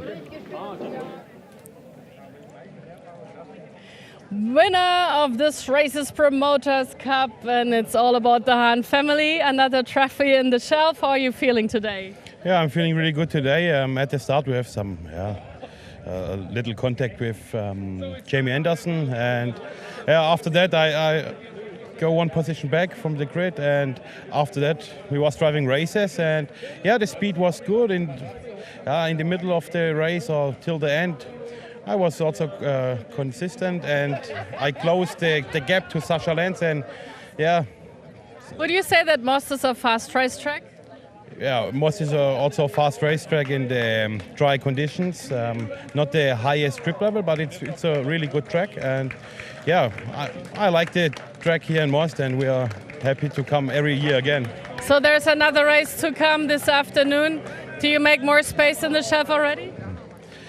Oh yeah, I want to look that I go in the front if I have the chance, and we will make a good race again, and hopefully we are first in the Promoters' Cup and maybe also in the overall standing. Last question, I heard you had some contact. Is there something that needs to be fixed now for the second race? Yeah, I didn't check the car, but I think that was just a small contact, just the plastic parts, and I think we can fix it very easily, and go into the next race. All right, I can see you already like out for the next win. So see you later, maybe. Good luck and some highlights for you guys out there about this start of race weekend number 5 in the Goodyear FIA European Truck Racing Championship. Yes, indeed. A nice uniform first race of the weekend, I think it's safe to say. Norbert Kish and Jochen Hahn on the front row, ready to do battle again, with a bit of a mix-up in the middle of the field compared to our usual qualifying order. Sasha Lenz and Adam Lachko making up a very exciting 4th row of the grid, but everybody was waiting in high anticipation for the start after being away for so long since the Nürburgring. It's been a month and a half since our last racing, and Jochen Hahn, unfortunately, just overstepping the mark in the start procedure and earning himself a 5-second penalty that we wouldn't find out about until very much later on. Bit of contact in the early stages around the first chicane, but nothing too untoward. Adam Lachko having to work hard in his first race back, holding off Jose Eduardo Rodriguez. The main battle was in the middle of the pack, with Steffi Halm all over the back of Lucas Hahn. But at the front, it was Norbert Kish flying away once again to take his 11th race win of the season, while Jochen tried to keep him honest. More battles in the Promoters' Cup as well, as Stefan Fast tries to take the final podium position away from Mark Taylor, but to no avail in the end, with Taylor wrapping up some more silverware to take home back to Blighty and keeping it for the team. Heinrich Clemens-Hecker had a little resurgence in the final moments as well, getting ahead of John Newell. But at the front, Norbert Kish eventually just got the thing on rails, disappeared up the road, and took a race victory to conclude the first race of the weekend, with Antonio Albacete classified in 2nd ahead of Jochen Hahn, who held on to his podium by a mere 25 thousandths of a second over Jamie Anderson. And here is the overall race result then. Norbert Kish takes the win, 7.5 seconds clear of Antonio Albacete. Jochen Hahn finishing in 3rd place, like I say, just 25 thousandths over Jamie Anderson. Sasha Lenz finishing 5th ahead of Lucas Hahn, who wins the Promoters' Cup in that race. Steffi Halm 7th ahead of returnee Adam Lachko, but he will be on pole position for race 2. Jose Eduardo Rodriguez in 9th place ahead of Mark Taylor, who finishes in 10th. Following them, Stefan Faas and Andre Kurzim. Andre will be hoping for a little bit more later on from the Don't Touch Racing Iveco. He's followed by Louis Requenco, Heinrich Clemens-Hecker and John Newell, who rounds out the field. And one of the tightest pack fields that we've had this season, actually. 40 seconds separating the whole pack. That's pretty good going, to be fair. Here is the championship standings after the latest race. Norbert Kish on 229 points now, ahead of Jochen Hahn's 167. He's now a good 15 points clear of Sasha Lenz. Antonio Albacete is only 6 points behind Sasha, and then Andre Kurzim still best of the rest in 5th position, ahead of Steffi Halm and Jamie Anderson, who continues to climb up the order after not being present for the first 4 races of the season. Jose Eduardo Rodriguez 8th ahead of Lucas Hahn and Stefan Faas, who now drops down into 10th place. Mark Taylor is 11th on 25 points, 10 points clear of his countryman John Newell. Heinrich Clemens-Hecker is on 8 ahead of the tying Jonathan Andre and Louis Requenco. Adam Lachko gets his first 3 points on the board, and Erwin Klein-Nagelvoort scored a point at the Nürburgring and remains there on 1 point.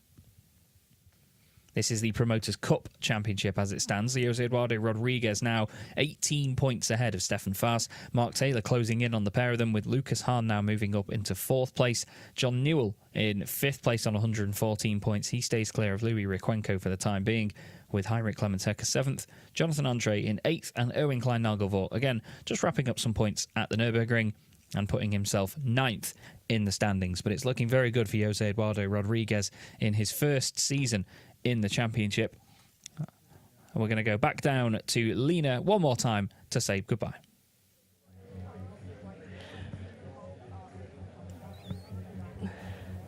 The first trophies have been handed out.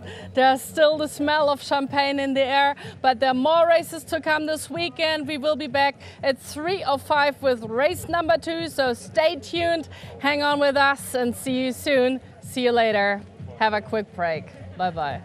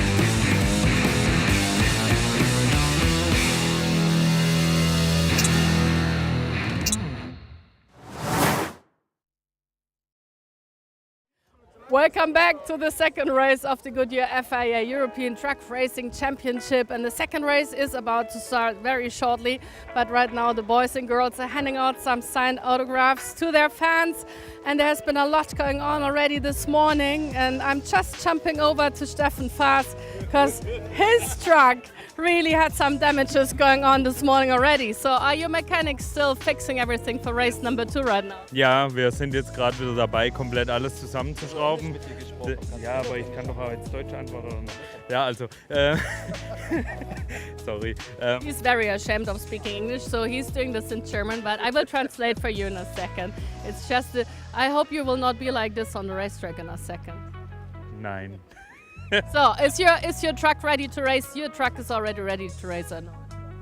Also ich weiß ja nicht, natürlich ist unser Auto fertig, genauso wie im Steffen seiner auch. Achso, auf Englisch, ja. For sure my truck is ready, the truck from Steffen. I think it's ready for the race, and yeah, I hope we have a good race together and then it's fine. You really had a lot of contact going on at race number 1 starting out. So, do you have another plan, maybe how to start out right now for race number 2? Ja, ich versuche mich immer rauszuhalten aus dem Ganzen. Und ich habe auch im ersten Rennen probiert, mich rauszuhalten. Aber es hat nicht ganz funktioniert. Leider wurde ich von hinten getroffen. Und ich werde jetzt im nächsten Rennen wieder darauf achten und mich überall rauszuhalten. Okay, so he always tries to keep out of damages and of course like getting pushed too heavily. But he hopes that race number 2 will be better. But talking a lot, we will have some insights for you about what has been going on actually on race number 1. Check it out. Yes, indeed, the first race of the day, a little bit uniform as I described it at the front, with things sticking to their usual plan, with Norbert Kish at the front of the field, Jochen Hahn and Antonio Albacete chasing him all the way, but a penalty for Jochen Hahn would see him drop to third. However, there was a lot of excitement before the race, all the fans returning after the summer break, waiting for the action to get underway. Teams certainly in anticipation of a good start as well. And it would be Norbert Kish leading Jochen Hahn from the very front of the grid, with Antonio Albacete and Jamie Anderson behind. There was a little bit of contact into the first couple of corners, but from there everyone kept it nice and tidy, and the little duets and battles began to rage. Norbert Kish opened up a gap at the front over Jochen Hahn, who unfortunately had a 5-second penalty due to the starting procedure being out of position. That would drop him to third behind Antonio Albacete, but Norby led from the front and did a great job as ever on the way to his 5th championship title, with Steffen Faas, as we just heard there from him, really getting involved in a battle with Mark Taylor and trying everything he could to get in front of the Englishman. There was bits and bodywork all over the circuit by the end, but it wasn't a necessarily messy race in any respect, with a lot more battling going on down the order. Norby did everything he could though at the front of the field and opened up a healthy advantage in the number 1 Revace Racing Baloo, and eventually took his 11th race victory of the season over Antonio Albacete and Jochen Hahn. Jamie Anderson missed out on the podium by just 25 thousandths of a second, but he'll be hoping for more in the second race of the day, which will be coming up in just a few moments' time. There is Javier Martin on the front of the grid near the Iveco S-Way. There's also Fabien Calvet there as well, overlooking proceedings at the moment. But there is Steffi Halm, who will be starting on the front row of the grid. She's going to be on the outside line in second position in truck number 44, because it is the home driver, Czech Adam Lachko, starting on pole position in his first weekend back in the championship. And he's going to be looking forward to, hopefully, some great success from that pole position. My name is Chaz Draycott. It's great to be back once again, commentating remotely this weekend. I'm back in the UK for this one with my colleagues Joachim Eberts and Fonzie Sebrian, commentating on the German and Spanish live streams, respectively. There is Adam Lachko making his way down the middle of the grid there in the gorgeous Goodyear Racing Freightliner. Great to see that shape of truck back in the championship with the sort of longer nose on it. It's a very traditional racing shape, actually, for racing trucks. A lot of the old super racing trucks, as they were known, used to be that sort of configuration and that shape. As right now, Lucas Hahn makes his way down to the grid. He's going to line up in third position, just in front of Sasha Lenz. Sasha is a potential favourite for a race victory here because he's starting a couple of positions ahead of the trio that he's normally battling with, which is Jochen Hahn, Antonio Albersetti and Norbert Kisch. Jamie Anderson starting up there as well, just amongst all of those guys. You can see him on the left-hand side of your shot there, actually, the black and blue number 33. He's starting alongside Jochen Hahn. And we're going to go back down onto the grid and have a chat with Lena. Oh yes, and the truck of Jamie Anderson, and I was like, I really want to show you what racing stitches look like. This is like, yeah, the leftover from the start of this morning, and you can tell there has been quite a contact going on in between these trucks. And of course I also want to ask Jamie himself what he thinks about like fighting through so much. Look at him, he's not only had on the right side contact, also the other side really is leaking some, let's say, polish, maybe a little more than that. And I can only hope for Maha. See, that's the British guys. Can you tell he's driving on the other side? Of course. Well, what did I expect? So I'm like, there's no driver in there, what's going on?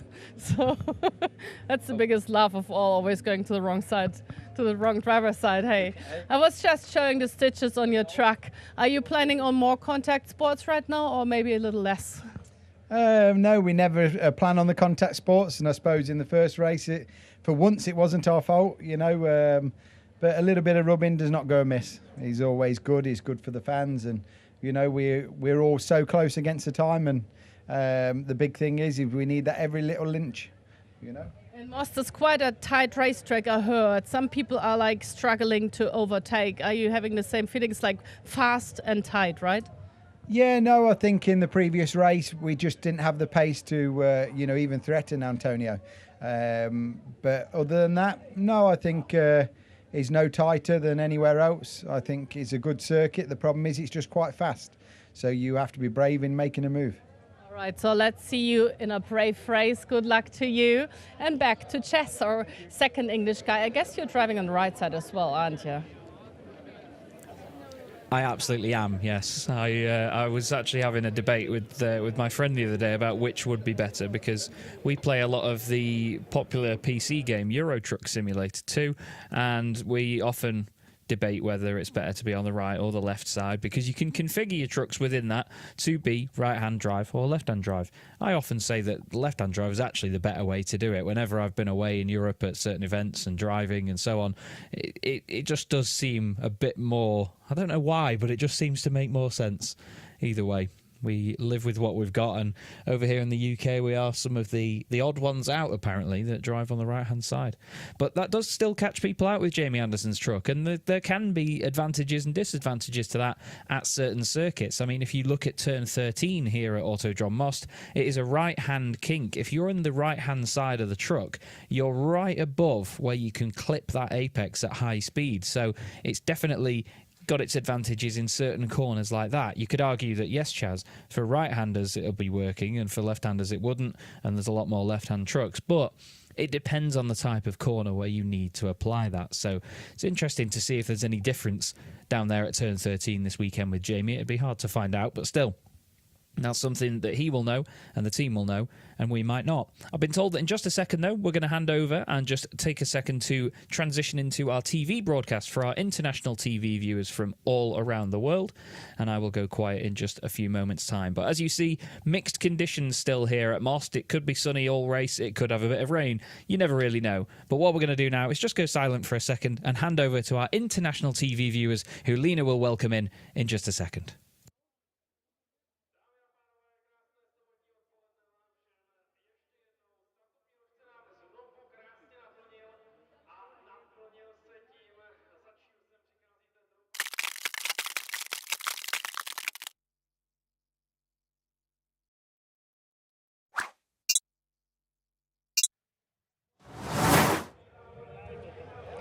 Welcome back to Most in Czech Republic. Welcome back everyone who loves truck racing.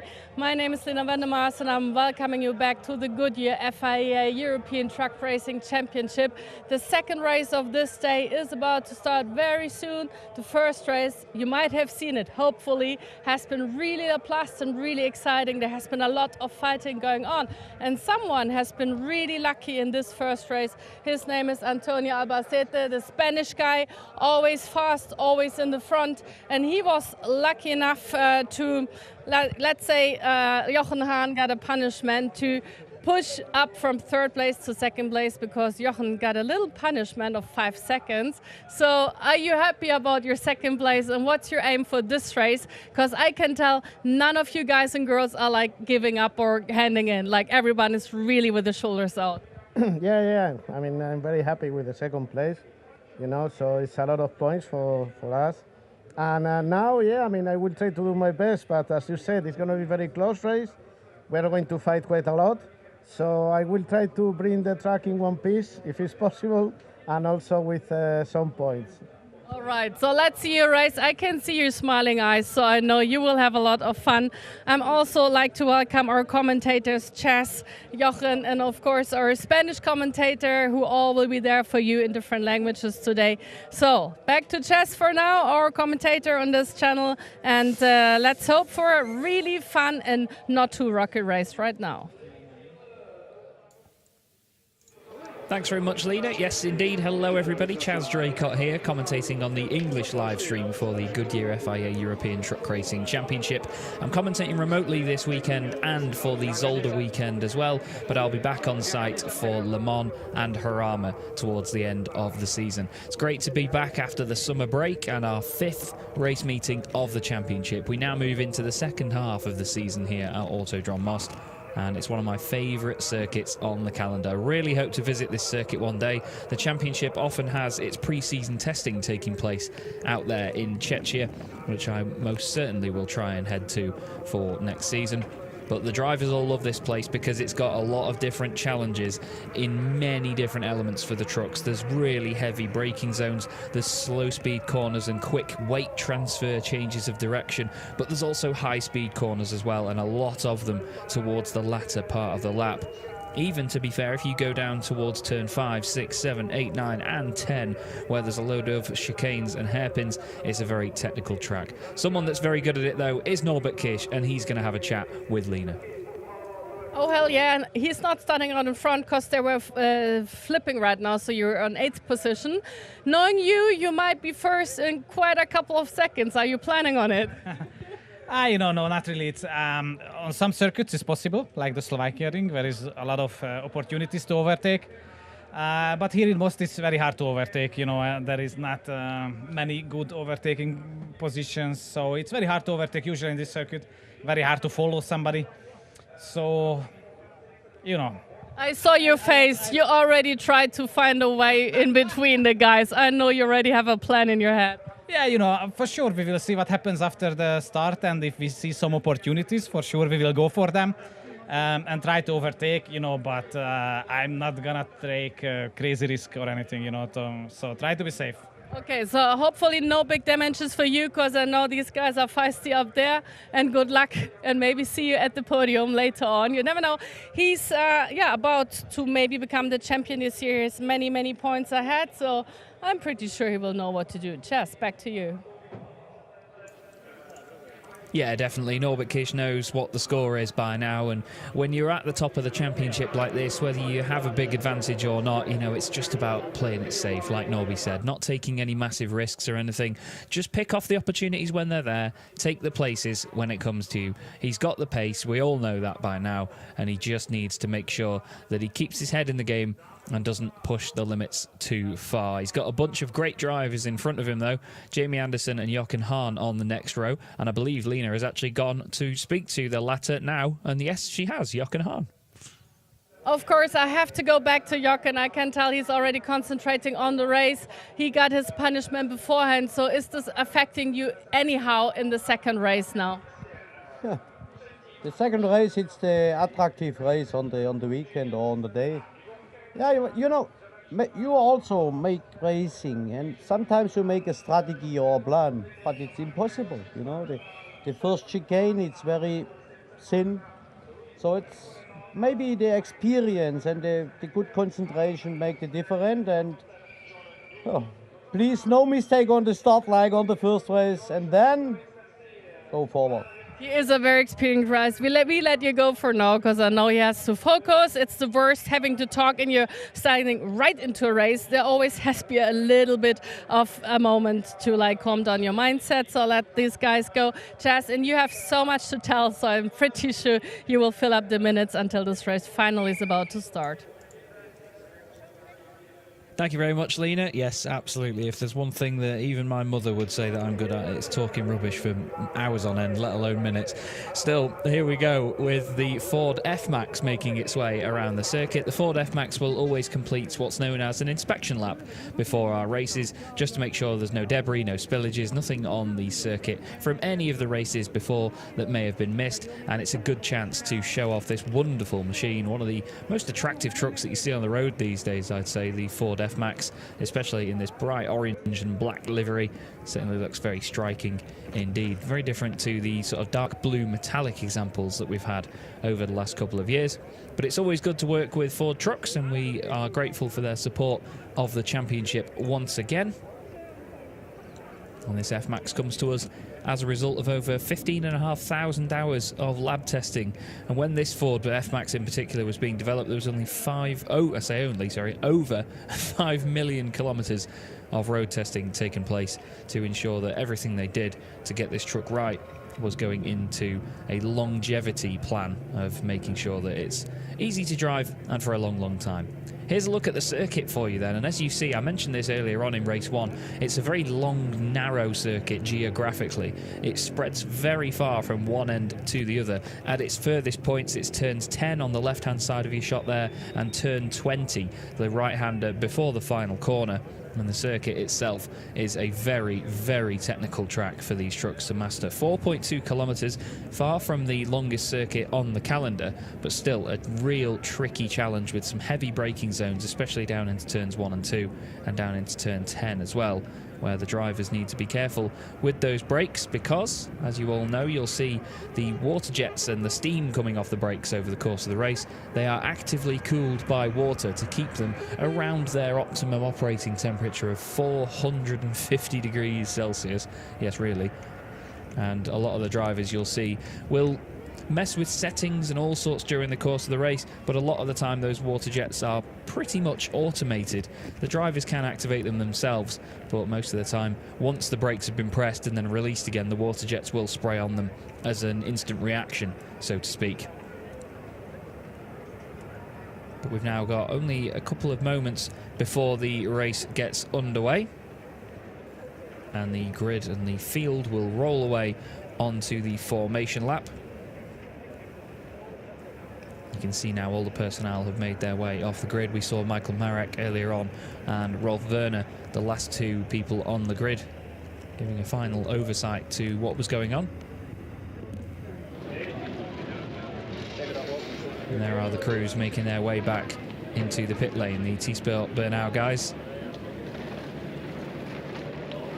You can see Alex and Tom there just making their way back, deciding that they were going to be early on down the pit lane as they let the Revache Racing guys go past. They're actually teammates in this championship this season, are Revache Racing and T-Sport Bernau. There are some of the gorgeous show trucks that always attend these race meetings. It's so great to be part of a championship that ties so well to an industry as well. That's the thing. A lot gets given into the industry from the truck racing, and the industry gives back as well. It really does go hand in hand very, very well. There's a lot of the chief race engineers getting ready trackside. Jose Rodriguez there, father of Jose Eduardo Rodriguez. He's his race engineer for this season. We had him racing with us a couple of rounds in the previous few years, previous few seasons, I should say. And there is our gorgeous Iveco S-Way pace truck, driven by the one and only Frank the Tank.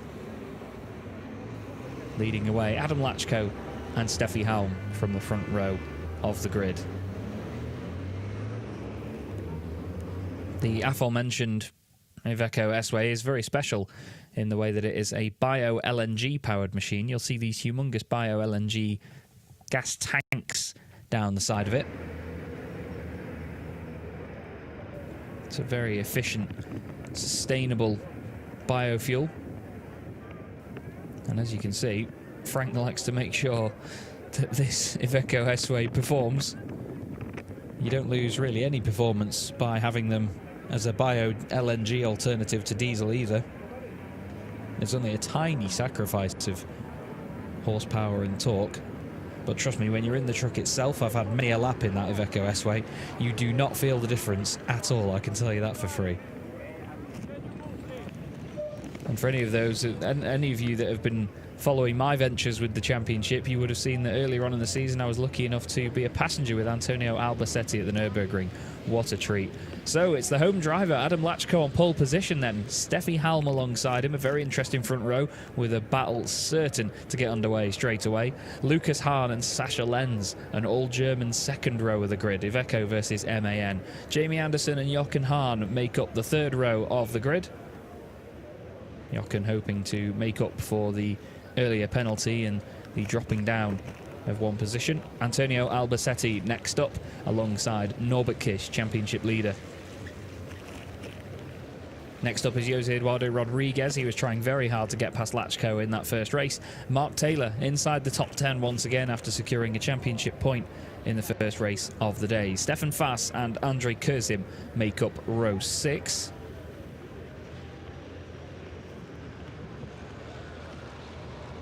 And then we have Louis Requenco in 13th position and Heinrich Clemens Hecker in 14th place. It was his birthday yesterday, so happy belated birthday to Clemens.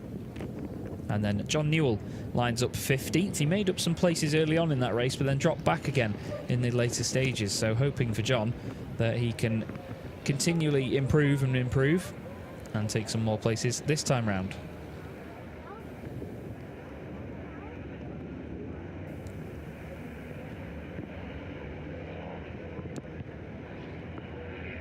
They're just sweeping their way now down the later parts of the circuit. That's turn 16, the long left-hander. Just as it meets the bottom of the hill, you can see Adam Lachko kicking out the rear end there on the Goodyear ZM Racing Freightliner out of turn 17. This little kink here is turn 18.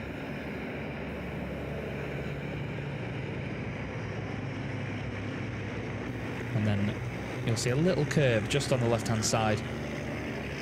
Or maybe not, there was a curb there in previous seasons, I'm sure, but that is turn 19 where they are right now. It's apparently an extra corner added on. The circuit does claim to have 21 corners. I think the picky of us would probably say there's about 16, but still, that's by the by now because we're about to get the second race underway for this weekend at Autodrom Most in the 2023 Goodyear FIA European Truck Racing Championship. And it is going to be round number 18 of this season. Race 17 happening just earlier. And this being the final race of the day, everyone's going to want to get their elbows out and prove a point. It's Lachko and Halm on the front row of the grid. Adam Lachko back with us again in the Goodyear ZM Racing Freightliner. The turbo boosts up and they get underway down the start-finish straight. The engineers shout go. And go indeed they do. It's a great start by Antonio Albacete. Whoa, goodness me, there's a massive accident further down the order. Is that Mark Taylor that's gone around? I think it's Mark Taylor that's gone into the wall. Stefan Fass was involved in that as well. I'm not quite sure what's happened there, whether there was some sort of mechanical failure. There's contact between Kish and Hahn. There's contact with just about everybody down at the chicane. That's surely going to be a red flag, though. Andrei Kurzim has got a lot of damage to the front of his truck, and indeed Mark Taylor is the truck that's gone around. I would not be surprised to see a red flag come out for that one. Lucas Hahn is in third place, fighting with Sascha Lenz. Jamie Anderson's just thrown himself down the inside of Jochen Hahn. Norbert Kish tries to come through as well. Nearly contact between the two of them. Norby trying to go deep into turn 10. There's tyre smoke absolutely everywhere. 2 by 2 there. Sascha Lenz around the outside of Jamie Anderson as whoa, Norby's into the back of Jamie. There must have been a red flag brought out, and I don't think Norby saw it there. In the heat of the battle, it's very easy to miss these things. They're getting Mark Taylor out of the truck. He's able to get out under his own power, so he's clearly okay as they just move that bodywork away. Here's a look then. So look at the right-hand side of your shot. Andre Curzim's gone in the middle of Stefan Faas and Mark Taylor. He's hit Stefan left into Mark, who's turned around and then put into the pit wall. I'm not sure how Andre Curzim's got that much of an advantage by that distance. Luckily, these racing trucks are very tough, and I think Louis Requenco didn't really have anywhere to go, so he's gone into the back of Mark once he stopped, but it was only a slight touch. If there is such a thing in a slight touch when you've got 5-ton trucks hitting each other. But thankfully, Mark Taylor seems okay. He's going to be put into the medical car just for checks to make sure that they just cover all bases, ensure that he's perfectly fine.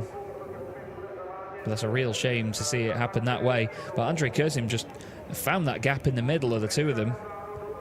And I'm not sure that either Stefan or Mark knew that he was in there that early on, because it was very early on down the straight that he managed to get between the two of them. They get to the governed 100 miles an hour very quickly, these trucks. So it's not often that you see anybody get a run through the middle like that, but the irony is not lost on it being the Don't Touch racing machine that has caused the accident there. I mean, I say caused, probably a harsh judgment. It could have been either Mark or Stefan just moving over slightly one way or the other to try and cover off that gap that then caused the contact, but hard to tell from those angles. There's Adam Lachko. There was a big check-up in the chicane as well, wasn't there, at turns 1 and 2. Norbert Kish getting hit behind.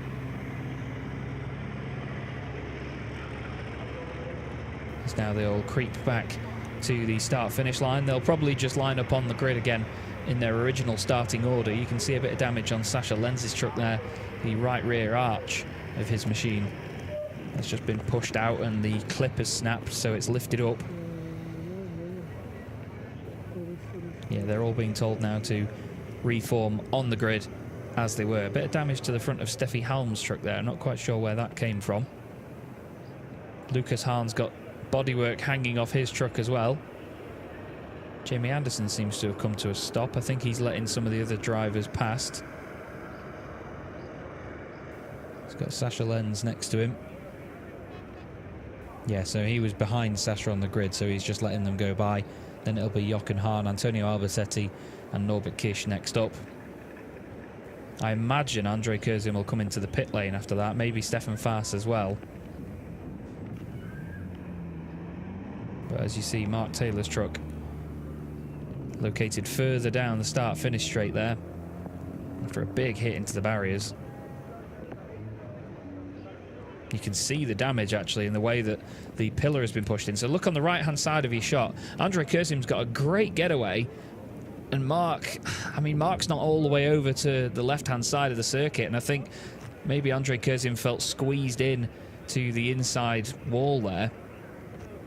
Stefan Faas couldn't have anywhere really to go because he had the wall directly to his right. Andre clearly not wanting to back out of it.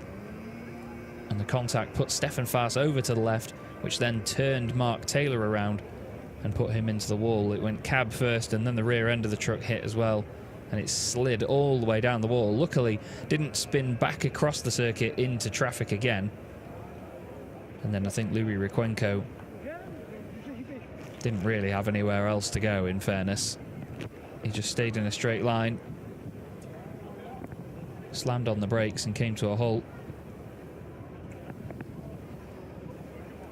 And apparently the trucks that are under investigation for that are Andre Curzim and Stefan Faas.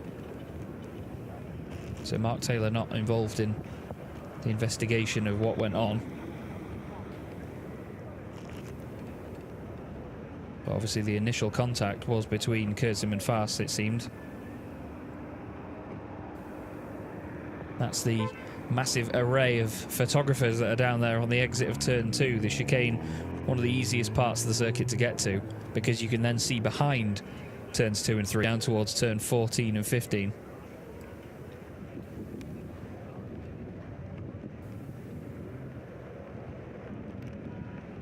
But all the fans will now patiently wait for Taylor's truck to get moved. And we'll try that again, shall we? We'll give it take 2 here at Autodrom Most. Crews will be allowed back onto the grid just to make sure all their trucks are functioning properly, there's nothing wrong. There's a lot of fluid underneath Mark Taylor's truck there. I'm not sure how much of that will be potential coolant or radiator fluid. Hopefully not oil or even diesel. It could just be some of the water from the water-cooled brakes. They do often leave quite a trail when they roll backwards. But either way, water or coolant, it still needs to be cleared where possible. They've done a great effort there, actually, of rotating that truck around.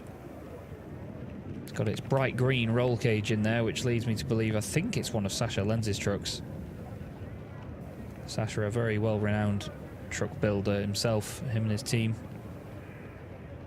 A lot of the time they'll build the chassis on these trucks, and then the teams themselves obviously complete them how they see fit. There's one of the power stations down the road from here, just at Most itself.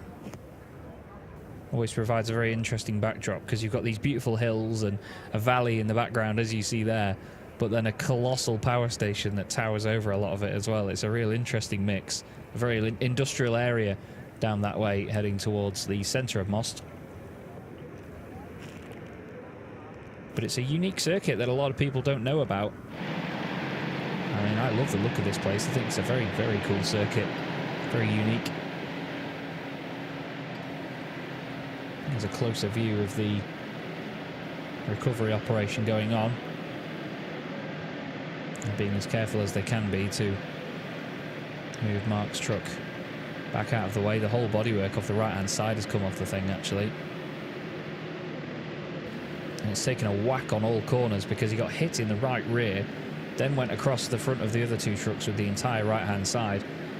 And then as it's gone into the wall, it's hit with the front left of the cab, and then hit with the left rear, which it's then slid along the wall with, and you can see the liquid coming out the back of it.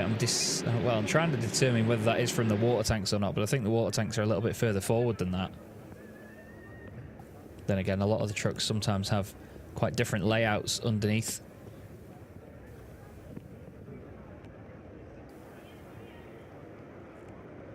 And thank you to Alice Holloway for the updates as well. She's saying that Mark Taylor is at the medical centre for regulatory checks. It'd be good if I could speak English to relay Alice's information, wouldn't it?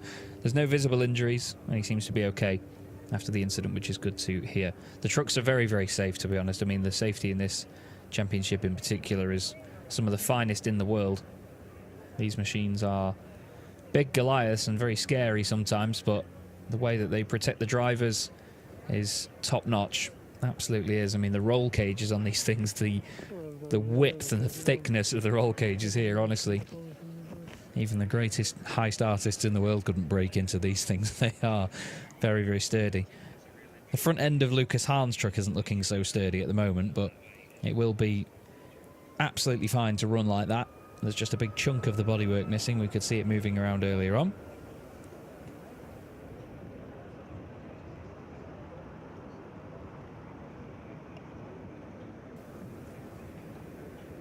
We've been given the estimated restart times, which has apparently now come in at 10 past, well, in 20 minutes from now, actually.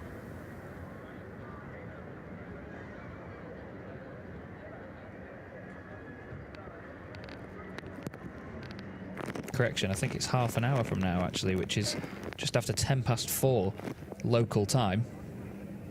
So we may have a bit of filling to do here, everybody, while we wait to get things fixed.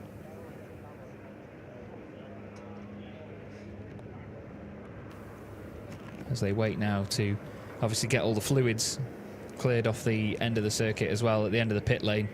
That's one of the highest priorities, is making sure that the surface itself and the circuit isn't damaged in any way. They need to check the wall as well, because let's face it, when you've got a 5-ton truck at racing speed going into it, may not have been a head-on impact, but you still need to check the wall.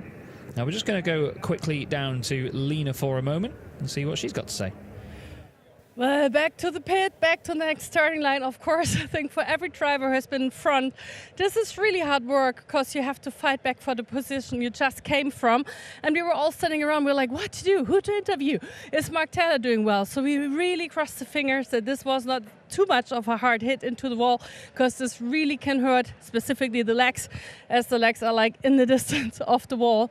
So I really would like to do another interview, but they're all getting prepared to restart, so fingers crossed it's going to be less damage. And Steffen Faas, this one is out to you, because he said, I'm going to stay out of trouble, and trouble just hit him. So let's see how the second part of the second race goes. For now, Jess, back to you.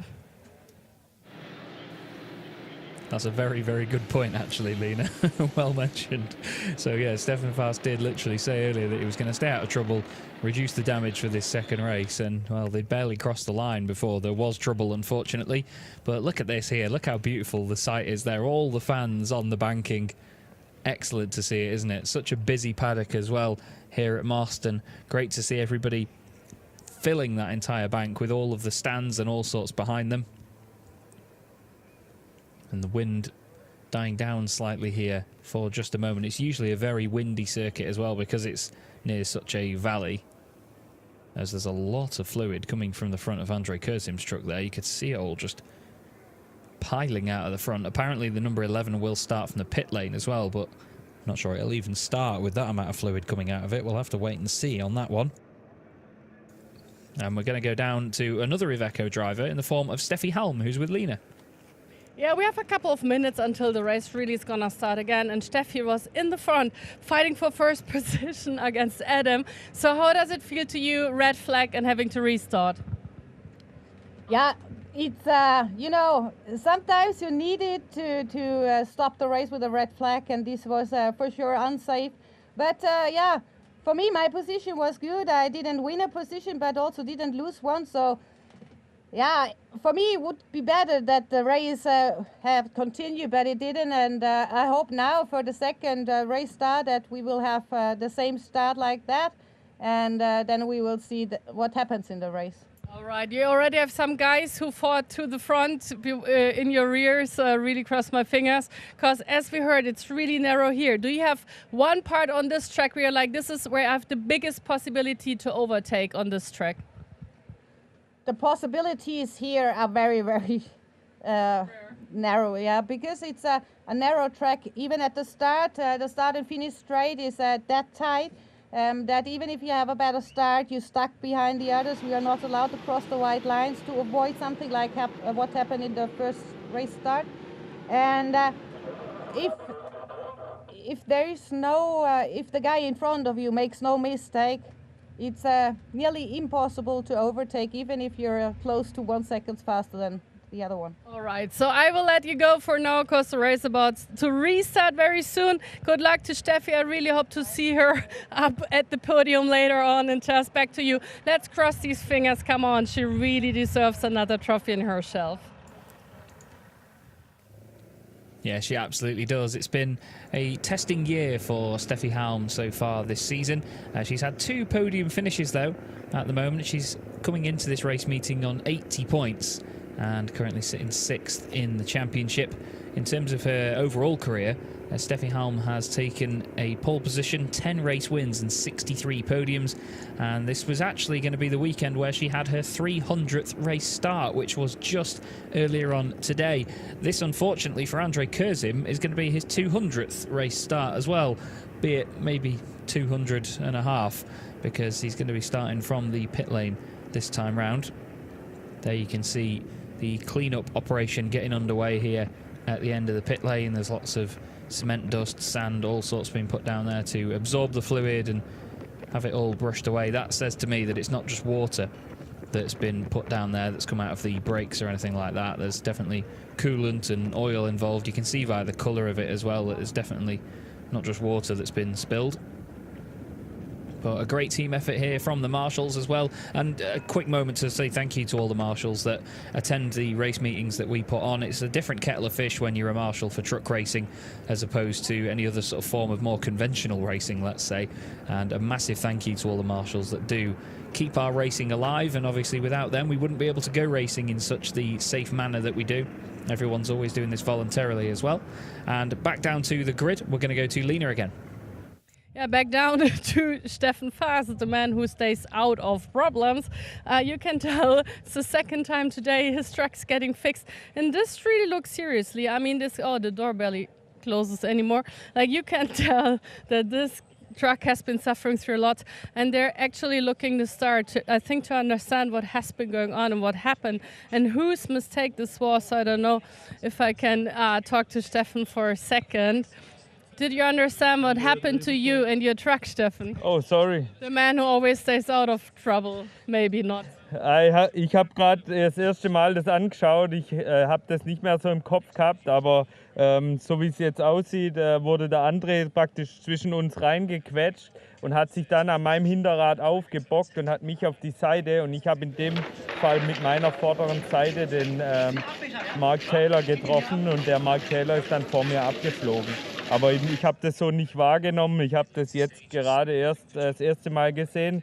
Und man sieht halt ganz deutlich, dass der André praktisch an meinem hinteren Rad war und hat mich so rüber gedrückt. Und in dem Moment bin ich nach links raus. Ich habe zwar noch gelenkt, das habe ich noch im Kopf, und habe auch gebremst, aber trotzdem. So he doesn't really remember what has been going on, because it's been quite a quick act, because you're like focusing in the front. You're actually like just pushing to get further on. So he said he knows that someone got in contact with his rear left tire, which also pushed him to the outside, like someone tried to squeeze in. And he was the one turning Mark Taylor then, or pushing Mark Taylor. So it turned so quickly. What is the speed you already might have had with such an accident? Ich denke, wir haben da so um die 155, 160 schon drauf. So it's really bad for Mark to like bump in the wall, cause 150 kilometers per hour already, which is quite serious. You're okay? You're doing good? Yeah, I saw Mark in front of me, so I saw that Mark missed a start, and Andre takes the right-hand side, and I take the left way, and then Mark comes from this side, and it was close, maybe 20 centimeter, and I got on the grass bar. But your truck is okay? Do you need to fix anything? Yes. Okay. Here he's smiling. He's still like worried about this. So good luck to you guys.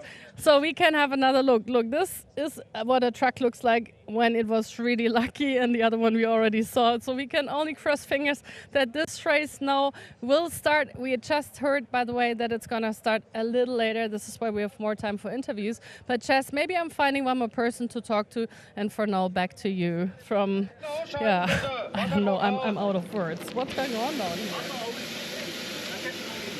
Thank you very much, Lena. Always good to hear from the drivers in these interesting moments. You can see here the radiator and all the coolant and everything all over the place here with Andre Kursen's truck. You can see the damage on the front end of that sort of collision bar, the bumper bar as well, which protects those massive chassis rails. You can see those humongous blue girders. They're like the spine of the truck. When these teams begin to build the truck itself, all that they are is literally just those two girders. It's amazing.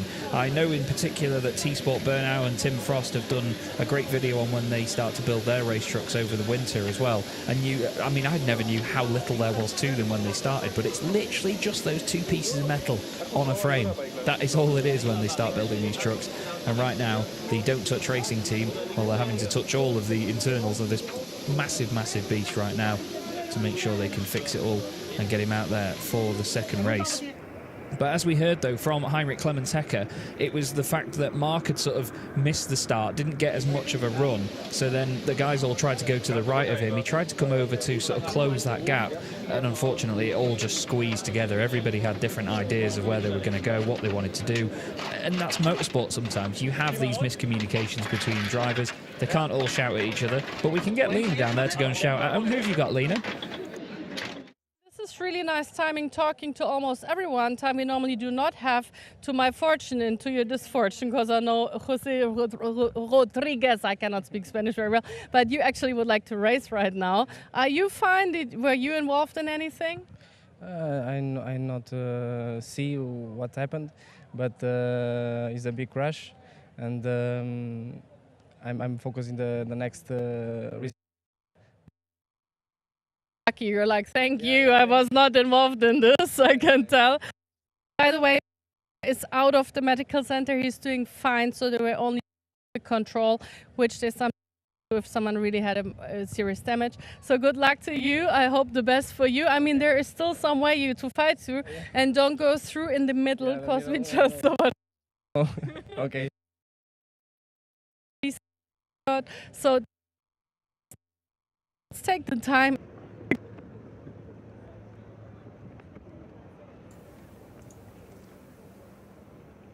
Thanks very much, Lena. I think there was just a slight issue with our camera connection there. Apologies, everybody. But we, heard from Jose Eduardo Rodriguez there, who was obviously very grateful not to have been involved in that one. And I suppose most of the time in racing, you've got to be in the right place at the right time. It seemed like being away from all of that and in front of it all was the best place to be.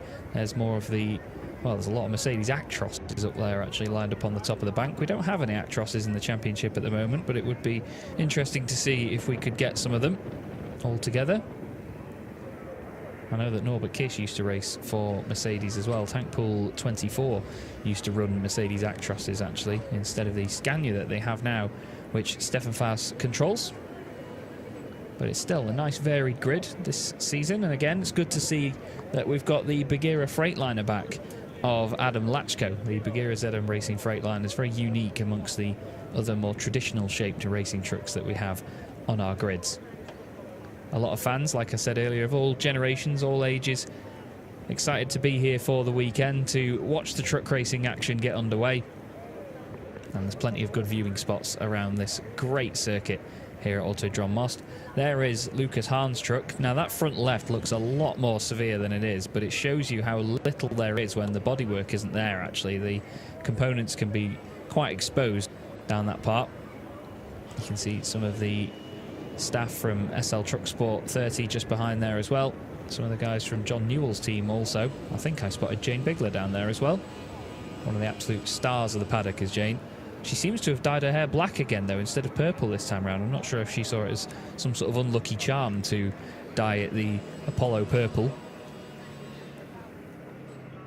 I'll have to message her and find out on that one. Maybe the purple dye was too expensive, too much upkeep. But still, there's the sort of front end of the grid, not looking anywhere near as damaged or as worn out by that first start that we had. And we're going to go back down to Lena, who hopefully now, by all the walking up and down the grid, isn't too worn out herself. Yeah, the purple truck of Sascha Lenz, and being a mechanic myself, of course, this is quite interesting to me, seeing how they're quick fixing the truck, because we still have a couple of minutes going on until the race is going to be starting again. They were like, okay, the old one is so damaged, it might also destroy the tire. You know, if something is like constantly flapping on the tire, it's no good for the tire, although they're really doing a good job here in the tracing. So they were like, okay, let's see if we can put on a new one in those minutes we're having. But things have been bent so much that he actually already had to work on the new wing to even be able to attach it, and I can tell he's not super happy about it. I will let him work on, because this is really important, getting this fixed. But we can go over to Sascha. Let's see if he has a minute for us. I will just open the door and disturb him. He's closing down. Hello, Sascha, talk to me. Hello, Sascha, talk to me. There he is. See, that's what you do. You just jump up and down until someone talks to you. Something serious damaged on your truck? Are you doing fine? Yeah, it fits me good. You know, it was in one corner was really short, and Jamie kicked my back, so it's live. Okay, you're still relaxed. I can tell you're already focusing on the race and restart. Do you have a position you really would like to end up today? No, I want to give my best, and then we will see what is the end. So I hope your car will be fixed in 1 second. I will close this again. Thank you. Yeah, there are some, they really want to stay in the focus in the box, not too much talking. So I will just leave him alone. And Chas, I think we almost had everyone down here for now. So back to you, and let's hope the race really will restart in a second. Thank you very much, Lena. Yes, indeed, plenty of interviews this time around, which is good to see. Always lovely to speak to as many drivers and personnel as possible. There's one of the Bagheera Racing personnel as well, just speaking with some of the fire marshals there. Doesn't that bloke look cool? Looks fantastic, doesn't it? The reflective glasses certainly adding to the image there. You can see Norbert Kish just stood by the barrier speaking to some of his team down there at Rivage Racing. And there is the new rear wheel arch going on Sascha Lenz's machine. Final preparations ahead of the race, though, being completed. A lot of the personnel have made their way off the grid now anyway. So it won't be long at all as Norby now makes his way over to the #1 machine on the right-hand side of shot. Big, gorgeous red Baloo. You can see Antonio there just keeping the door open for a moment just for ventilation. It's often quite muggy, as we say in the UK anyway, very humid and still hot despite not being completely sunny. It can be really, really warm at Most. It's a very humid environment down there. So a lot of the drivers you'll see them sort of opening the door and not just keeping it open but moving it back and forth to create some sort of draft in the cabin, just to try and keep them as cool as possible. And where you can see all that massive patch there was where Andre Kurzim's truck was, but Lena's made her way now to where it currently is. Don't Touch Racing, they're really having a tough weekend already. They had to exchange the engine yesterday. Now Andre got into this little, let's say, fight, and they're trying to fix the heating again, I guess. It's stripping there. Look, they're like trying to fix the front because this is also safety standard. This has to be fine in case something else happens. He can only restart like that. So I don't want to disturb them, but I can tell they're really on a rush and they're really fighting for it to be going in there. And now they have to heat up the engine to de-air the cooling system. So it's quite loud, but I will just see, are you gonna get the truck ready? Yeah? Okay, so Andre will be back on track and let's hope for the race. I can't wait for it. I mean, this is really lovely sound, and having all the engines starting again, having the race restarting, really will be a pleasure in quite a second. Jess, back to you. Absolutely, you've got to love the enthusiasm, but that's the thing, when you are in a paddock like this and you hear these massive engines all fire up, the whole ground just rumbles. It's a beautiful, beautiful thing when these racing trucks get going. The engines are nearly 13 litres in most senses, 13 litre 6-cylinder single turbocharged diesel engines, which can often pump out 1,200 horsepower and nearly 6,000 newton meters of torque. That is not an exaggeration, nearly 6,000 newton meters of torque. The numbers in truck racing are ridiculous though, and that's why we love them so much. The minimum weight is 5.3 tons in these machines, and often 3.1 tons of that needs to be weighed over the front axle. And on top of that, you then get trucks that can perform with incredible performance. I mean, the 0 to 60 figures obviously aren't fantastic because it would destroy the clutches trying to get so much power through the gearbox so quickly. But when you consider the 20 to 100 miles an hour time, it has been compared to the same amount of time as a Porsche 911 GT3 RS. That's just how quick these machines are. And again, I remind everybody, if you've never witnessed truck racing in person, I would urge you to go and see it as early as you can. Just try and enjoy it and see what it's like in person. You can see the size of these machines. Sure, they're not as big as the trucks that you'd see on the road, but they are still very, very big indeed. You can see some of the guys there from T-Sport Burnau helping out Don't Touch Racing, which is lovely to see.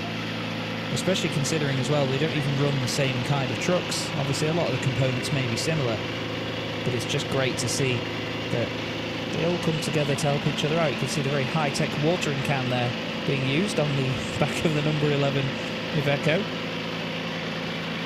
But this is just the time now where they make sure all fluids are all topped up and ready to go and everything is as it should be. There's a nod there from the gentleman on the left, which clearly says to me that it's all good, ready to go. And hopefully Andre Kurzim can get back out on circuit in the right time. He'll be at the end of the pit lane, but still running at full pelt.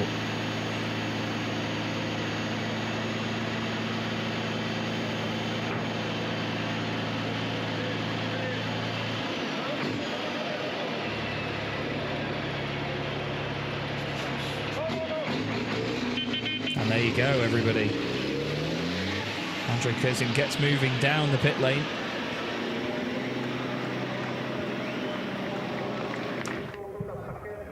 And a round of applause there as well in the pit lane for that fantastic effort. And that's the second time this weekend that the Don't Touch Racing team have had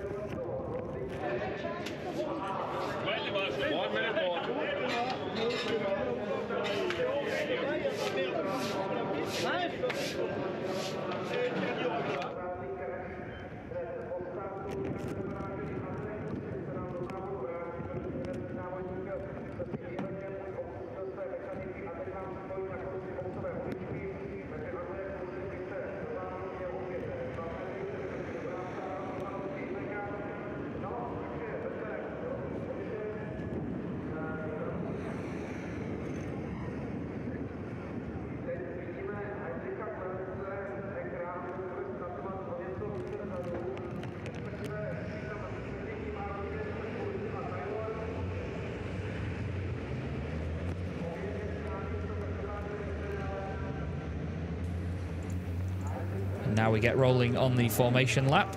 Apologies everybody, the connection dropped out for just a moment.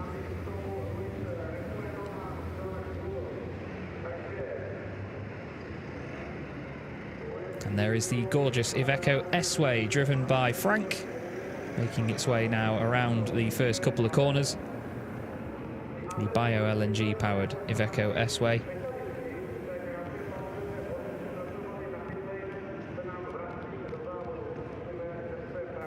And again, I do apologise for the connection issue. I mentioned that at Most sometimes the connection does drop out. The sort of local network in that area can make it slightly difficult sometimes for all of the broadcasts and everything to run completely smoothly.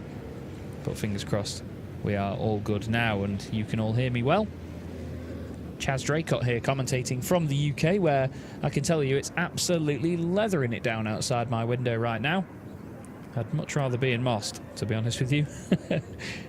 It has been raining pretty much all day where I am in the UK, up north. But up north at the front of the grid, we have Adam Lachko and Steffi Halm.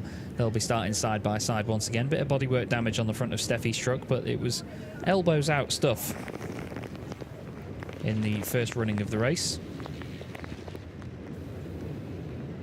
I'm not sure if that was just the sort of the protective bag over the camera that was rustling around there, or whether it's more than just windy and whether some rain is going to come down here, because it's got a lot gloomier here at Most all of a sudden. Like I said, it's got a Nürburgring-like climate where it can be sunny 1 minute and then 10 seconds later it can be torrential rain out of absolutely nowhere.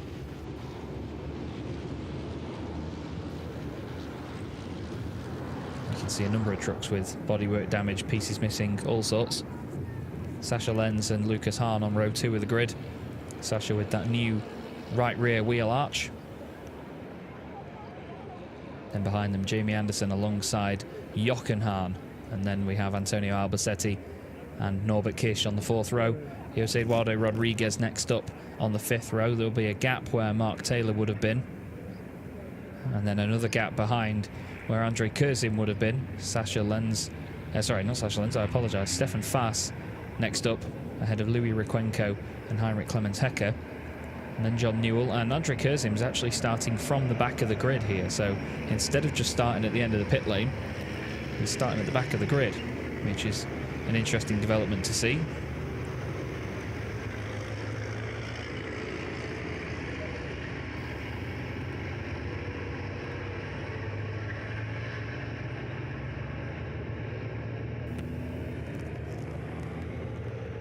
And into the pit lane comes the Iveco S-Way once more.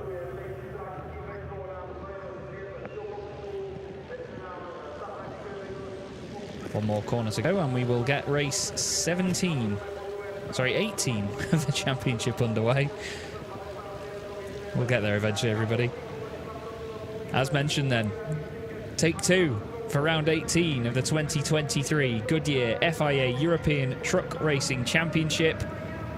And we're underway, and it's a very chaotic start. Steffi Halm was, well, very far ahead of Adam Lachko. And look at Jochen Hahn and Antonio Albacete. The two of them go flying through the right-hand side, then the left-hand side, and gain a load of positions by the time they get to turn 1. Jochen Hahn around the outside, and Lucas Hahn, no, father and son come together on the exit of turn 1. Lucas goes in hot, hits the back right corner of his father's truck, and now Adam Lachko's given a free chance to lead the race, but the two Ivecos come back on, battered and bruised further down the order.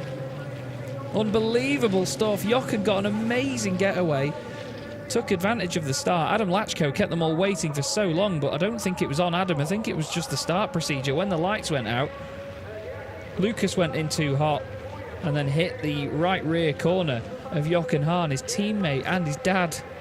Unbelievable scenes. And now Jochen's sending it back down the inside of Lucas, but look at that. Adam Lachko leading the way, Steffi Halm in second, Jamie Anderson in third, then it's Antonio Albacete, and look at that, Jose Eduardo Rodriguez has gained a bunch of places as well. He's gone from 9th on the grid up into, I think, 5th position. He's ahead of Sasha Lenz and Norbert Kish, then it's Heinrich Clemens Hecker behind them. But wow, another dramatic start here at Most. An incident under investigation already down there at turn 1.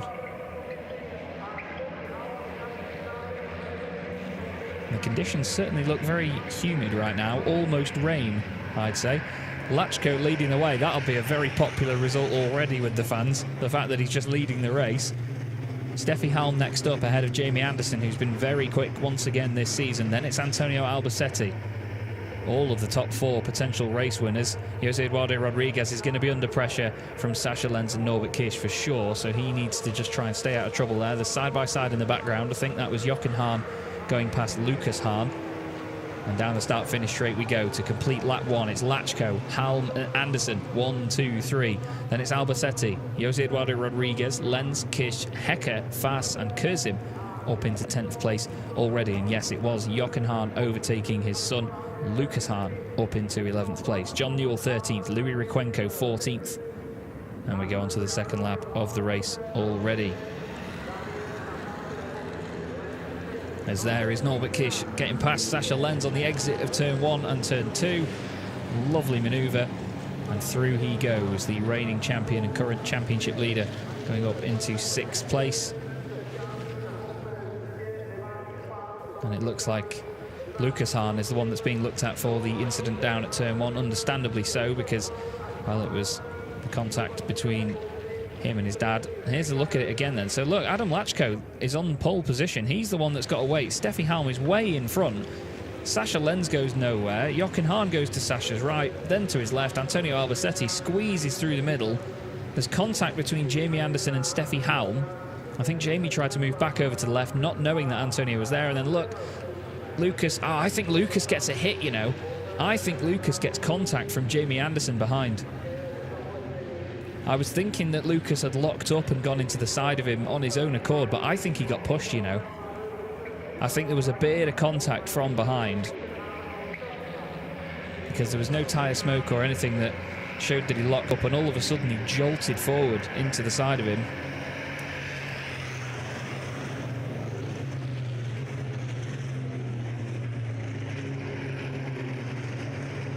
But still, the race goes on. And it's now Jochen Hahn chasing down fellow Iveco driver Andre Kurzim. They're both having a tough time here. All the bodywork has come off the right-hand side of Jochen's truck. It shows this very skinny exterior, or interior of these trucks, I should say. There's the two Scanias together, teammates at Sweden Power, Clemens Hecker and Stefan Faas. There's the view from on the pit wall. The trucks buzzing their way down the straight. Rolling thunderstorms, these machines. And you can see now Jochen Hahn trying to put Kurzim under pressure. He's going to try and go around the outside into turn 1 to make it the inside of turn 2. Doesn't work this time round. He tries to get a cut back on him. Does he get it done? I don't think he does, no. He doesn't get the run off the corner.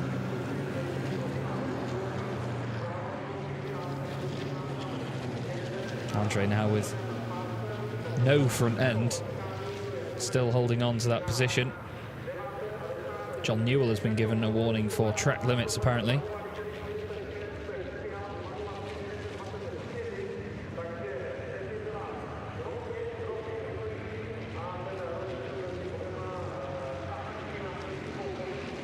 The whole field semi-spread out at the moment. Look at this, though. That's not spread out, is it? Norbert Kish all over the back of Jose Eduardo Rodriguez, trying to put the pressure on the Portuguese driver.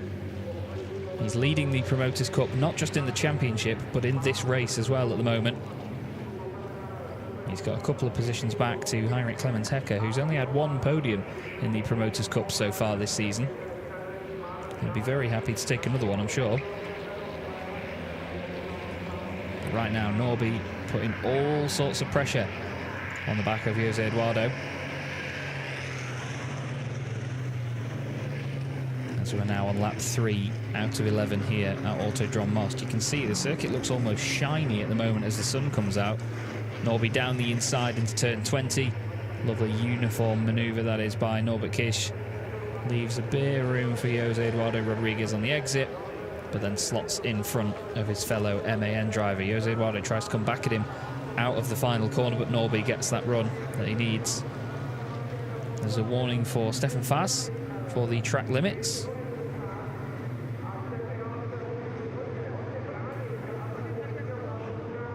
And here is the battle at the front of the pack. It's Lachko ahead of Halm, ahead of Anderson, and then Albacete. Lachko's not been able to get away here. Steffi Halm certainly looking good in second position, but needs to be careful about Jamie Anderson behind. And apparently Andrei Kurzim is now continuing a very difficult weekend because he's under investigation, there you go, for overspeeding at the start of the race. It's not been an easy one for him or the team. 5th in the championship as well coming into this race meeting is Andrei Kurzim. So he needs to be careful because he can lose championship position very easily. It's very close in the middle of the pack. So too is Heinrich Clementecker. He's also under investigation for overspeeding.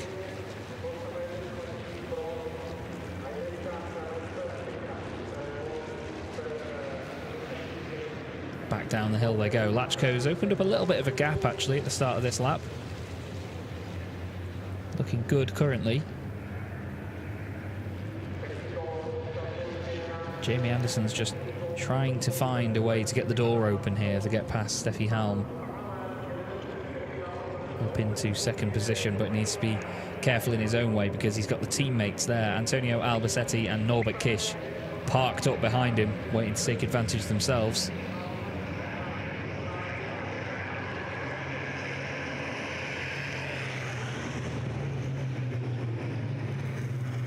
As they fly down towards turns 19 and 20. You can see Norby knows now that Antonio's got the pace to stay with these guys in front, so he's not going to force the issue. He's not going to cause any problems yet. He's just going to wait until the perfect opportunity comes his way to try and get through. Louis Requenco's been given a warning for track limits. He's down there in 14th place at the back of the field at the moment. Now there's Norby over to the right-hand side. I was telling you earlier that they are governed to 100 miles an hour or 160 kilometers an hour, so sitting in the slipstream behind the truck in front of you does absolutely nothing other than risk overspeeding and just give a load of hot air to your engine. You may as well just break away from any sort of slipstream or any hot air coming off the back of the trucks in front of you and just hit fresh, cool air where possible down the start-finish straight.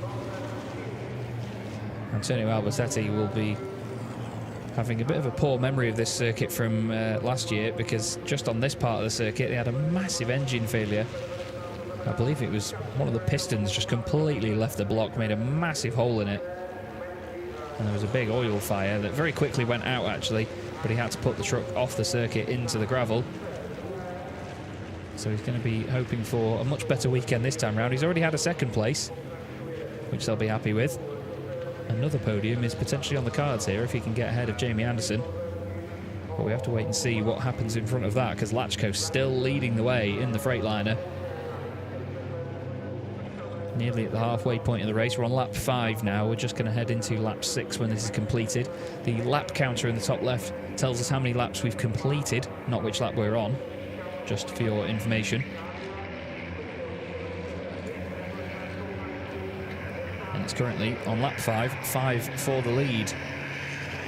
Lachko, Halm, Anderson, Albacete and Norbert Kish.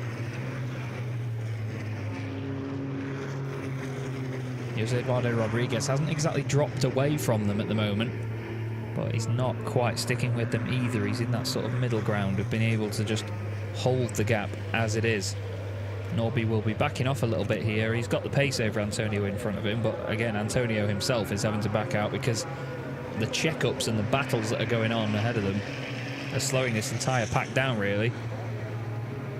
Flying formation down the start-finish straight. Everybody now filtering back over to the left. The ideal racing line around turns 1 and 2. Looks like Lachko's really having to back it up there, actually, compared to the drivers behind him. But he's just got really good traction off the corner. This train is getting longer and longer, isn't it? Jose Eduardo Rodriguez is much closer than he has been here. Norby did say earlier that it's hard to overtake around this circuit, and it certainly seems like it.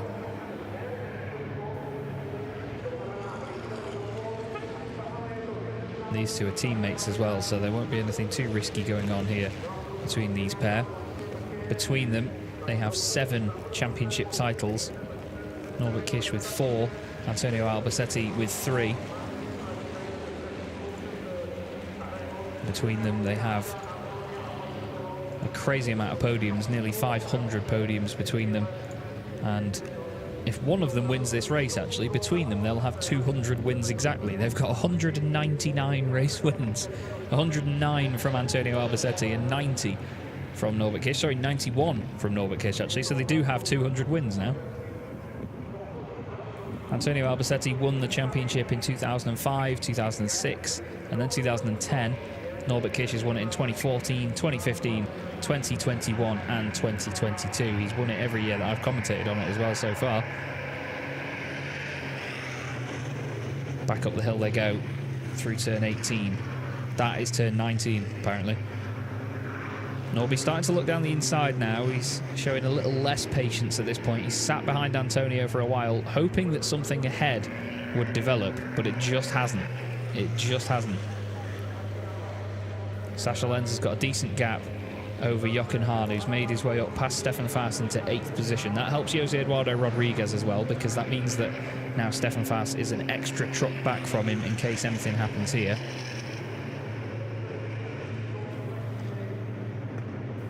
Hard onto the brakes again. You can see just how interesting the conditions are here. It seems so dark in the background, but so sunny when you look at the circuit. There's a mistake there by Adam Lachko. He's gone deep into the first chicane. Oh, Steffi Halm gets a real wiggle on the exit, though. Can't quite get the power down like she wanted. Mid-corner, the truck really didn't behave itself, and Jamie Anderson can sense an opportunity now. Norbert Kish side by side with Antonio Albacete a little bit further back. There's a bit of contact between the two of them even as they head into turn 6 and then 7. This is 7 now, the right-hander. Then there's another right, which is turn 8, this one. Then turn 9.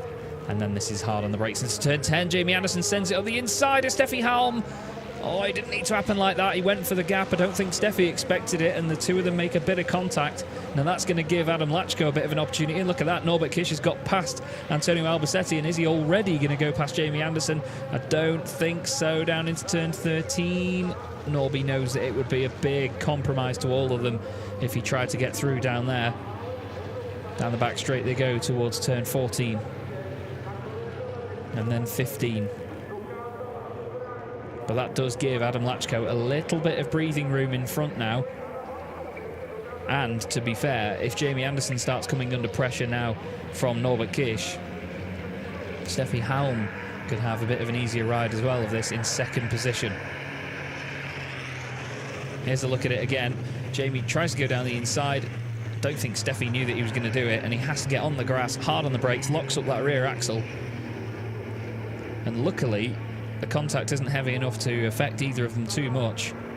And they both manage to continue on, holding their positions. The top 6, almost 7, are all together now around the final corner here at Moss. This is all for the race lead. This is excellent truck racing indeed. Lachko still leads, Halm still 2nd, Anderson still 3rd, and the development that lap is Norbert Kish getting ahead of Antonio Albacete. Onto the brakes they go into turn 1. This is where Lachko's been his weakest though. He can't get the truck turned in as he wants it. Steffi Halm much smoother on the exit that time, sticks with him a little bit more. There you can see Jochen Hahn trying to get past, sorry, Lucas Hahn trying to get past Stefan Fass in the Promoters' Cup. The Hahns will both be absolutely devastated after that because it was such a golden opportunity for them to maybe get a father and son on the podium. I don't think we've seen that before, actually, with those two. I'll have to look back through my previous results to find out on that one, but I don't think we've seen Lucas Hahn and Jochen Hahn on the same podium together.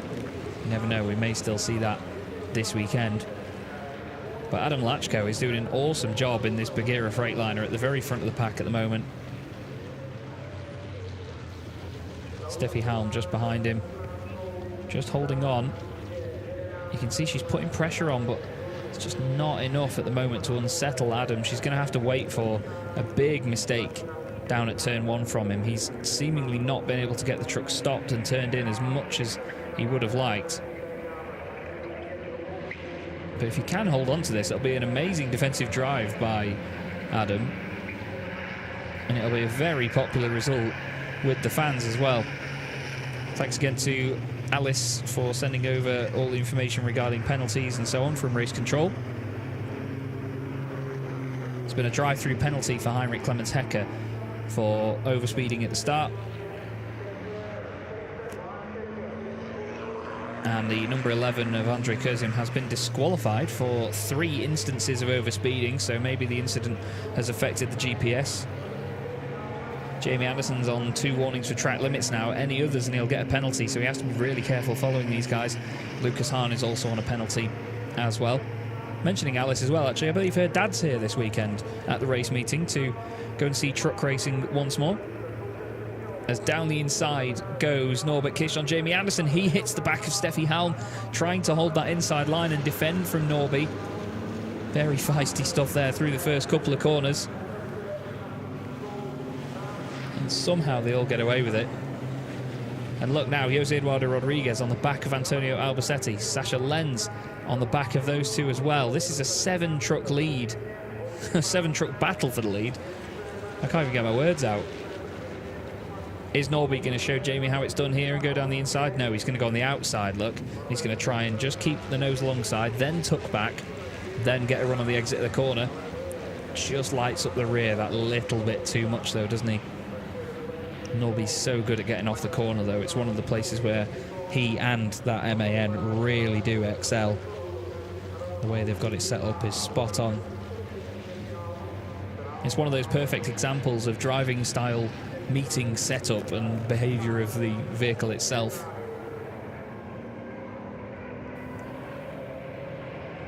This is an awesome battle between all of these drivers at the front of the field.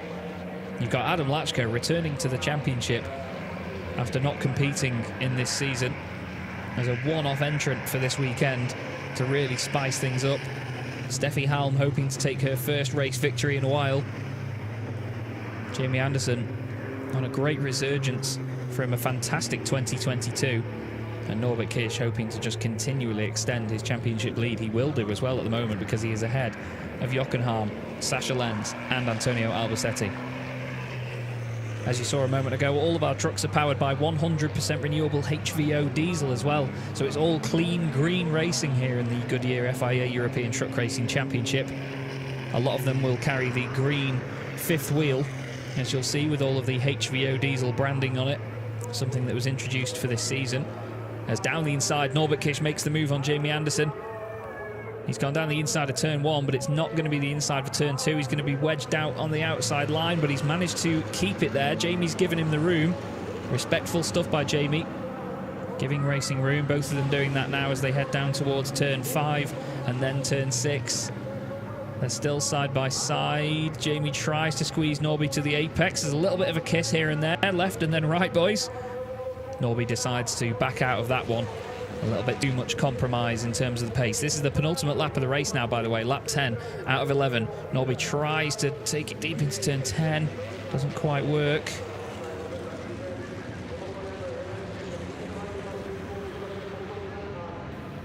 And look at all these lot. There's 8 of them now for the race lead.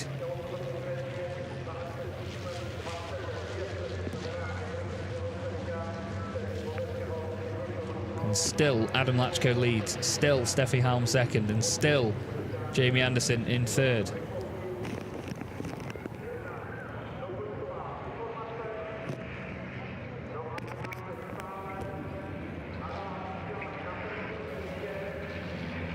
You can see a bit of dust being kicked up here and there, though, at the moment.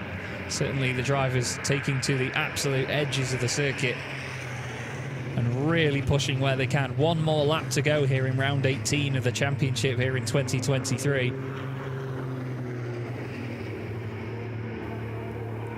And even there, look, more battles further down as Sasha Lenz gets sideways on the brakes there in front of Jochen Hahn. So it's Adam Lachko, Steffi Halm, Jamie Anderson, Norbert Kish, Antonio Albacete, Jose Eduardo Rodriguez, Sasha Lenz and Jochen Hahn. All of them covered, well, I'll tell you, when they cross the line, the whole top 8 covered by 4.2 seconds onto the final lap here at Most.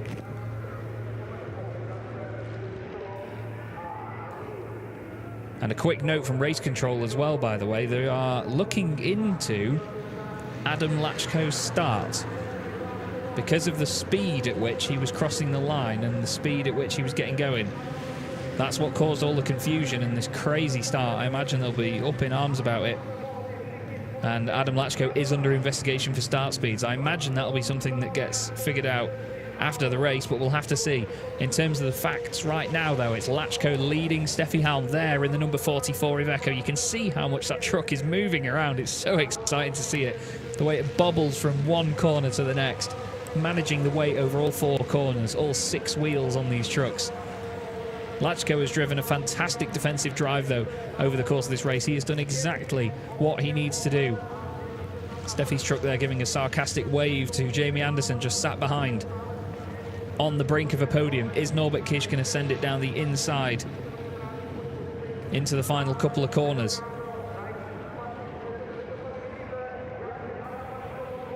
Bit more dust kicked up there by Adam Lachko. It'd be horrible for him to lose this race win at his home round, especially when he's driven so valiantly at the front of the field. The crowds here will absolutely love it if he crosses the line first. Either way, Steffi Halm still holding on to second. Watch the big red Rivesh racing machine of Norbert Kish. Jamie Anderson made a fantastic move down the inside. Lucas Hahn here just last year. Norbert Kish is doing the same to him. He puts his nose down the inside. Jamie says no thank you. Cuts across the front into turn 20, down towards turn 21. And well, it may not stand, we're not sure at this point in time, but round the final corner and across the line to win at Autodrom Most in front of a home crowd. Round 18 goes to Adam Lachko over Steffi Halm and Jamie Anderson. Norbert Kish finishes 4th. Antonio Albacete finishes in 5th. And then it's Jose Eduardo Rodriguez in 6th place, who takes the win in the Promoters' Cup category. That is definitely not up for debate. Then it's Stefan Faas and Lucas Hahn that finish 2nd and 3rd in the Promoters' Cup as well. And Adam Lachko gets on with drifting, celebrating his win on the road.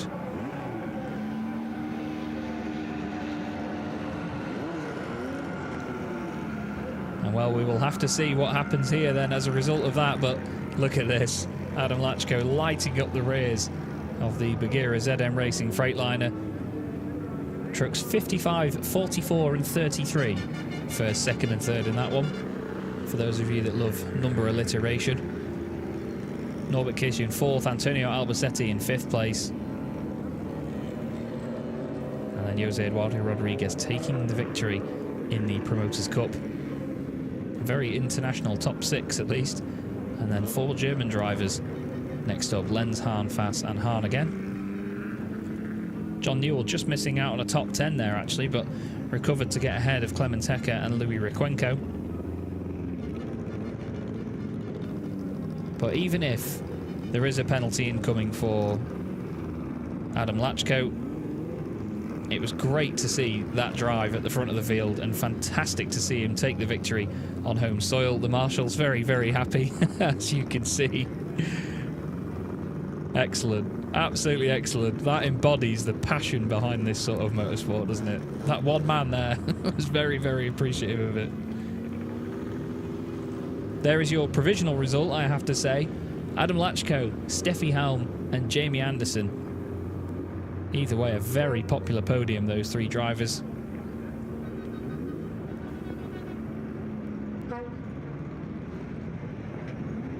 And there are currently, thanks again to Alice for confirming, 3 open investigations at the moment with race control and with the stewards between trucks 11 and 24, which is Andre Kurzim and Stefan Faas for the initial incident on the first race start. Lucas Hahn and Jochen Hahn for the first corner incident on the second start, and then the start speeds for Adam Lachko. Look at the drifting here by Adam. This is one of the best things about racing trucks, is that the weight over the rear end, or lack of, means that with all the grip at the front, you can really kick the tail out and get a fantastic drift on the go, even in dry conditions.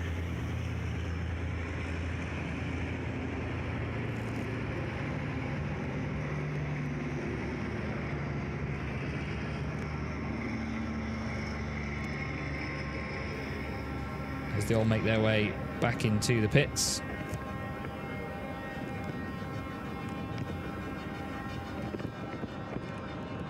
You can hear the horns being sounded on the trucks. All of the appreciation from not just the fans but the drivers as well. These trucks all do have horns as well, so you will often hear the drivers sounding them as they head round.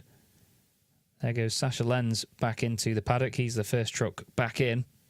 There'll be an interesting discussion between Jochen and Lucas Hahn, I'm sure, after that one. And it may be that we have the penalties and all sorts decided between races. As I think Adam was directed the wrong way there. I saw Janine Meyer running down there to say, no, he's supposed to go this way for the podium. And yeah, the rest of them now being told to come this way. So the marshal, unfortunately, they're not giving the right advice. Steffi Halm makes her way to second place. A solid result that for Steffi. Great defensive driving again. And Jamie Anderson there. Truck 33, P3 for Jamie. And now I'm not quite sure what they're going to do with Adam Lachko's truck, because he's gone down there now towards scrutineering. I don't know whether they're going to drag him back up here. There's some of the beautiful scenery around Most. But at least we know the Promoters' Cup result anyway. Jose Eduardo Rodriguez finishing in 6th place. Stefan Faas finishing in 9th place. And Lucas Hahn finishing in 10th. They are the podium finishers in the Promoters' Cup for round 18 of the 2023 Goodyear FIA European Truck Racing Championship. And we're going to go down to the driver that finished in 2nd place on the road in this one, Steffi Halm. She's with Lena. Stay here.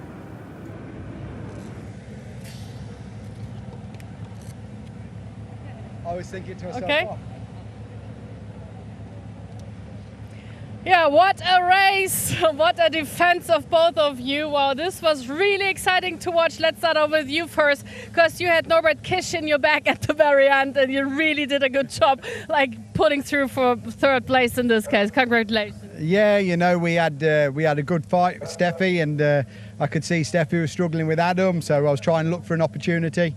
And then it was backing me up even more, and I could just see this bright red truck coming, so you know, I knew I had to get my elbows out, and I hope I drove fair and clean, and I hope we both was happy with it. But no, it was a good race, and kept everyone on their seats. Well, you tried to overtake and you gave her quite a damage. Could you feel the damage as you were racing?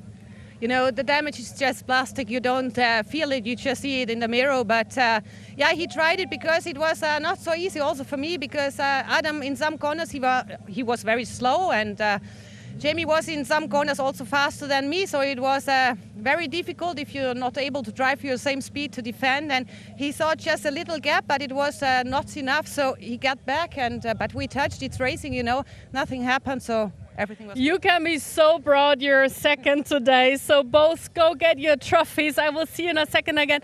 And Adam, he was misled over there, so I really would like to do an interview with him, which we will do later on. For now, back to you, Chess. And what a race. I mean, I've really been jumping up and down, and I really hope you did the same. Well, I tell you, if my seat wasn't so comfortable here in my office, I would have been jumping up and down, absolutely. But what a great race indeed. Adam Lachko is there, actually, just chatting to Steffi Halm. Stefan Faas walks over as well to give his congratulations. But great to see that respect there between Steffi and Jamie. And this is the thing, you know, there was contact there. In other forms of motorsport, you'd probably see the two drivers kicking off at each other for contact like that. But they know the sorts of the beasts that they're racing, you know. They know the nature of these trucks. They're very difficult to get around a circuit on their own, let alone when you're all trying to battle each other and you're too wide and trying to find gaps down the inside and then having to back out of it. It's very, very tough, but great to see the respect. We're going to go back down, though, to Lena with another interview, I think. And there's the winner, Adam. Well fought through, so you must be really happy. And this was quite a tough job for you, keeping the elbows out, no? Yeah, it's very hard. We have a restart. The first start is also very good. Second start is I have good start, but after it's very tough because I have problem with braking and I have a lot of understeer.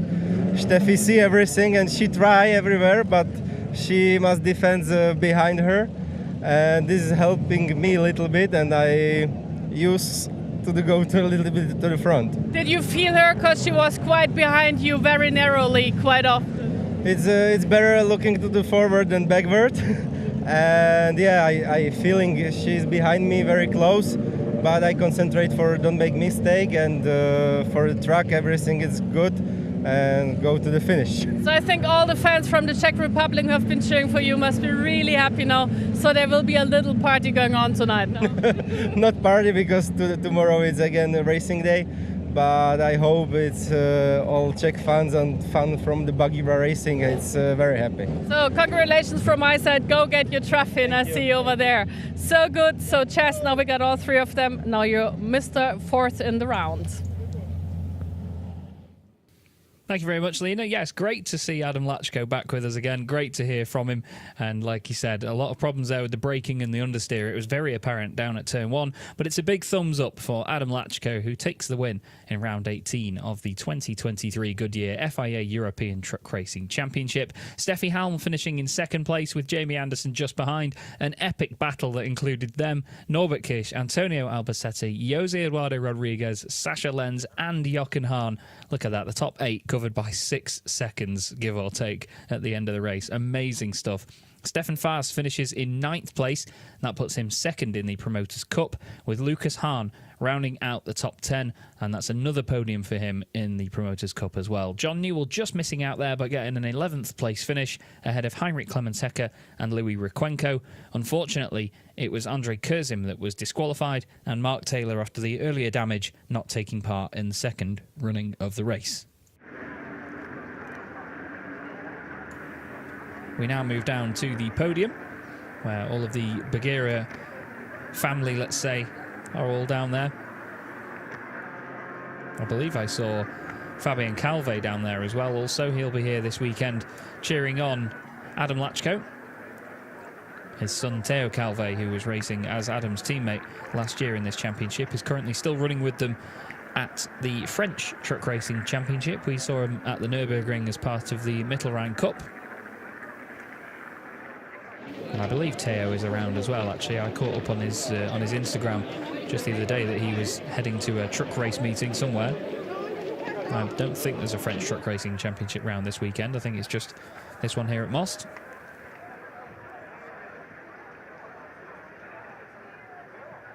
There's a gentleman there, I think, ready to answer a question or something as Adam Lachko makes his way over.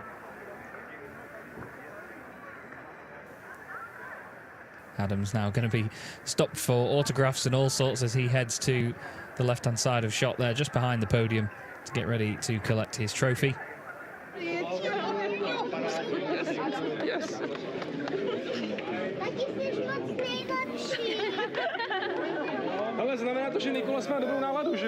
And now the hats are all given out, and the announcer will begin the podium presentation in just a moment's time.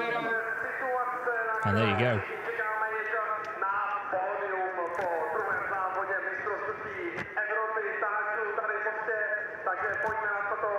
Starting with the overall podium then. Third position in round 18 of the championship will be Jamie Anderson from the United Kingdom.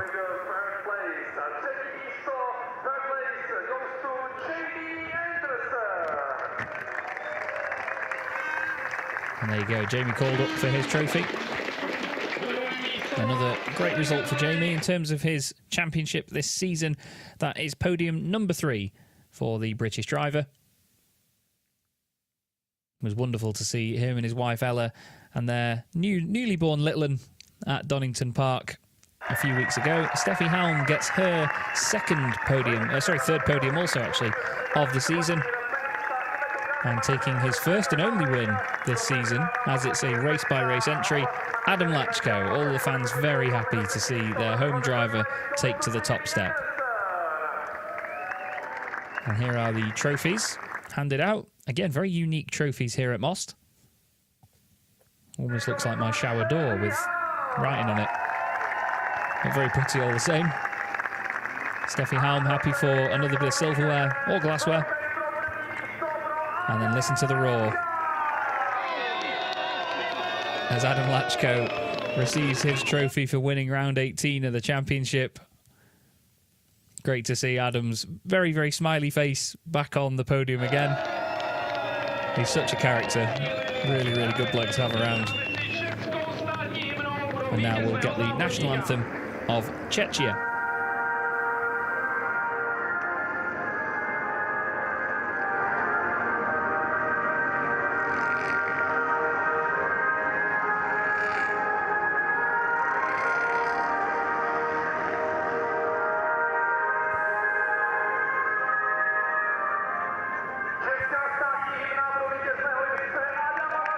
And there you go, everybody. Adam Lachko, the winner of round 18 of the 2023 Goodyear FIA European Truck Racing Championship.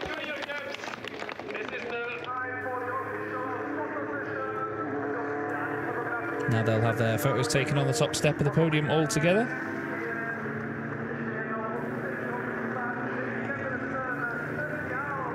And you can bet that the champagne spraying will be a little bit more active than it was in the first race, because they don't have another race today. They can dry out the overalls overnight. Whoa!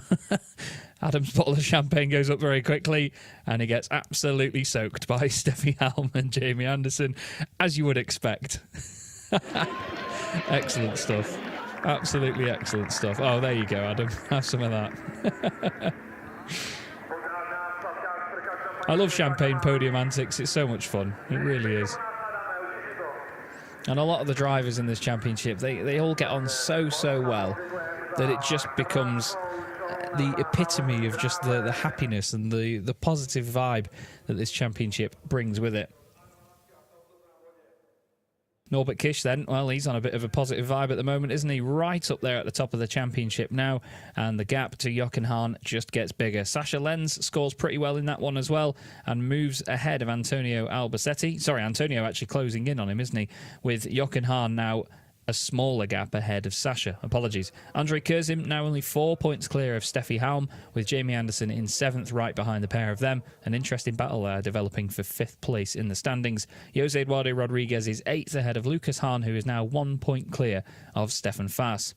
Mark Taylor, unfortunately not taking part in that race after the incident, is in 11th ahead of John Newell and Adam Lachko in P13 with 13 points.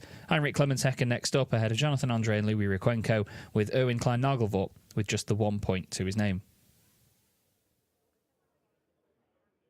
I know nobody asked, but it's still absolutely bucketing it down here in the UK. It's got even heavier. It's been raining throughout the entire race, actually. So luckily the rain has held off from Autodrome Most for the time being and not affected our racing. It can be very exciting when it rains at Most, though. It really does throw up an interesting result. But we now go to the podium for the Promoters' Cup. Lucas Hahn in 3rd position. He won't be over the moon after the incident down at Turn 1. Him and his father running 2nd and 3rd. And unfortunately, going a little bit too hot into Turn 1 with potential contact. Saw contact between them two and then saw them off the road. Stefan Faas finishing 2nd in the Promoters' Cup, but back on the top step again is Jose Eduardo Rodriguez. The young Portuguese driver has been a star in truck racing over the last few years, and his step up, not just to the top step, but also into this category here in the Goodyear FIA European Truck Racing Championship, has been very, very impressive, it must be said. 3rd place trophy for Lucas Hahn. And a 2nd place trophy for Stefan Faas. And of course, the winning trophy going the way of Jose Eduardo Rodriguez.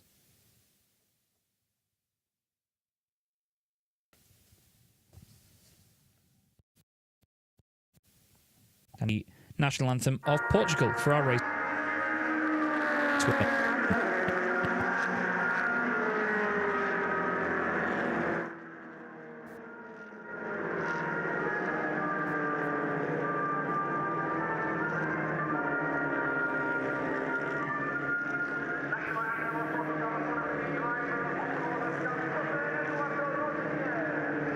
And now the drivers will have their pictures taken on the top step of the podium.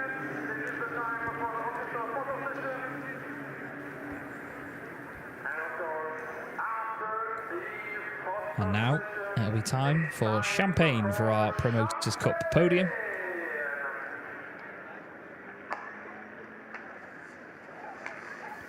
And the bottles pop, champagne sprays. Lucas Hahn soaking just about everybody that he can. And Nieto Rodriguez, by the look of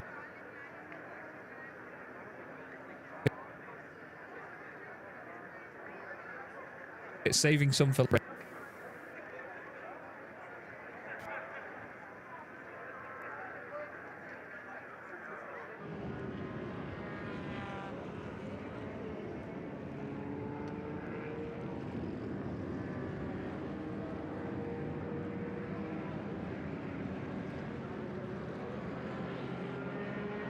continue.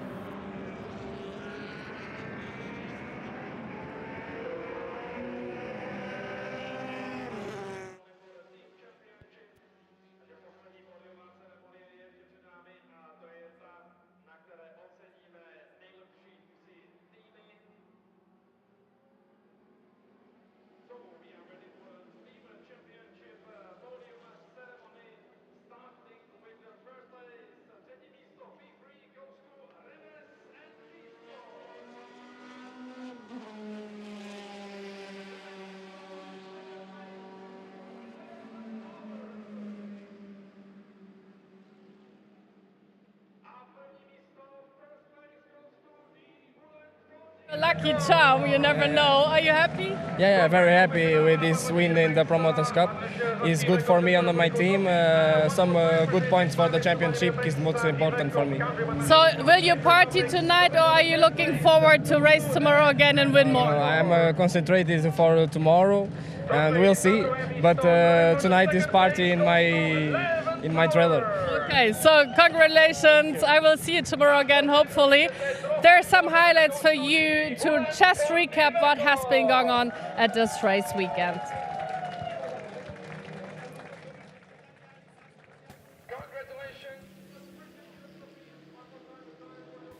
Apologies, everybody. Another dropout there, I'm afraid, from the Most end of things. The connection dropping out briefly for just a moment. I was going on another UK.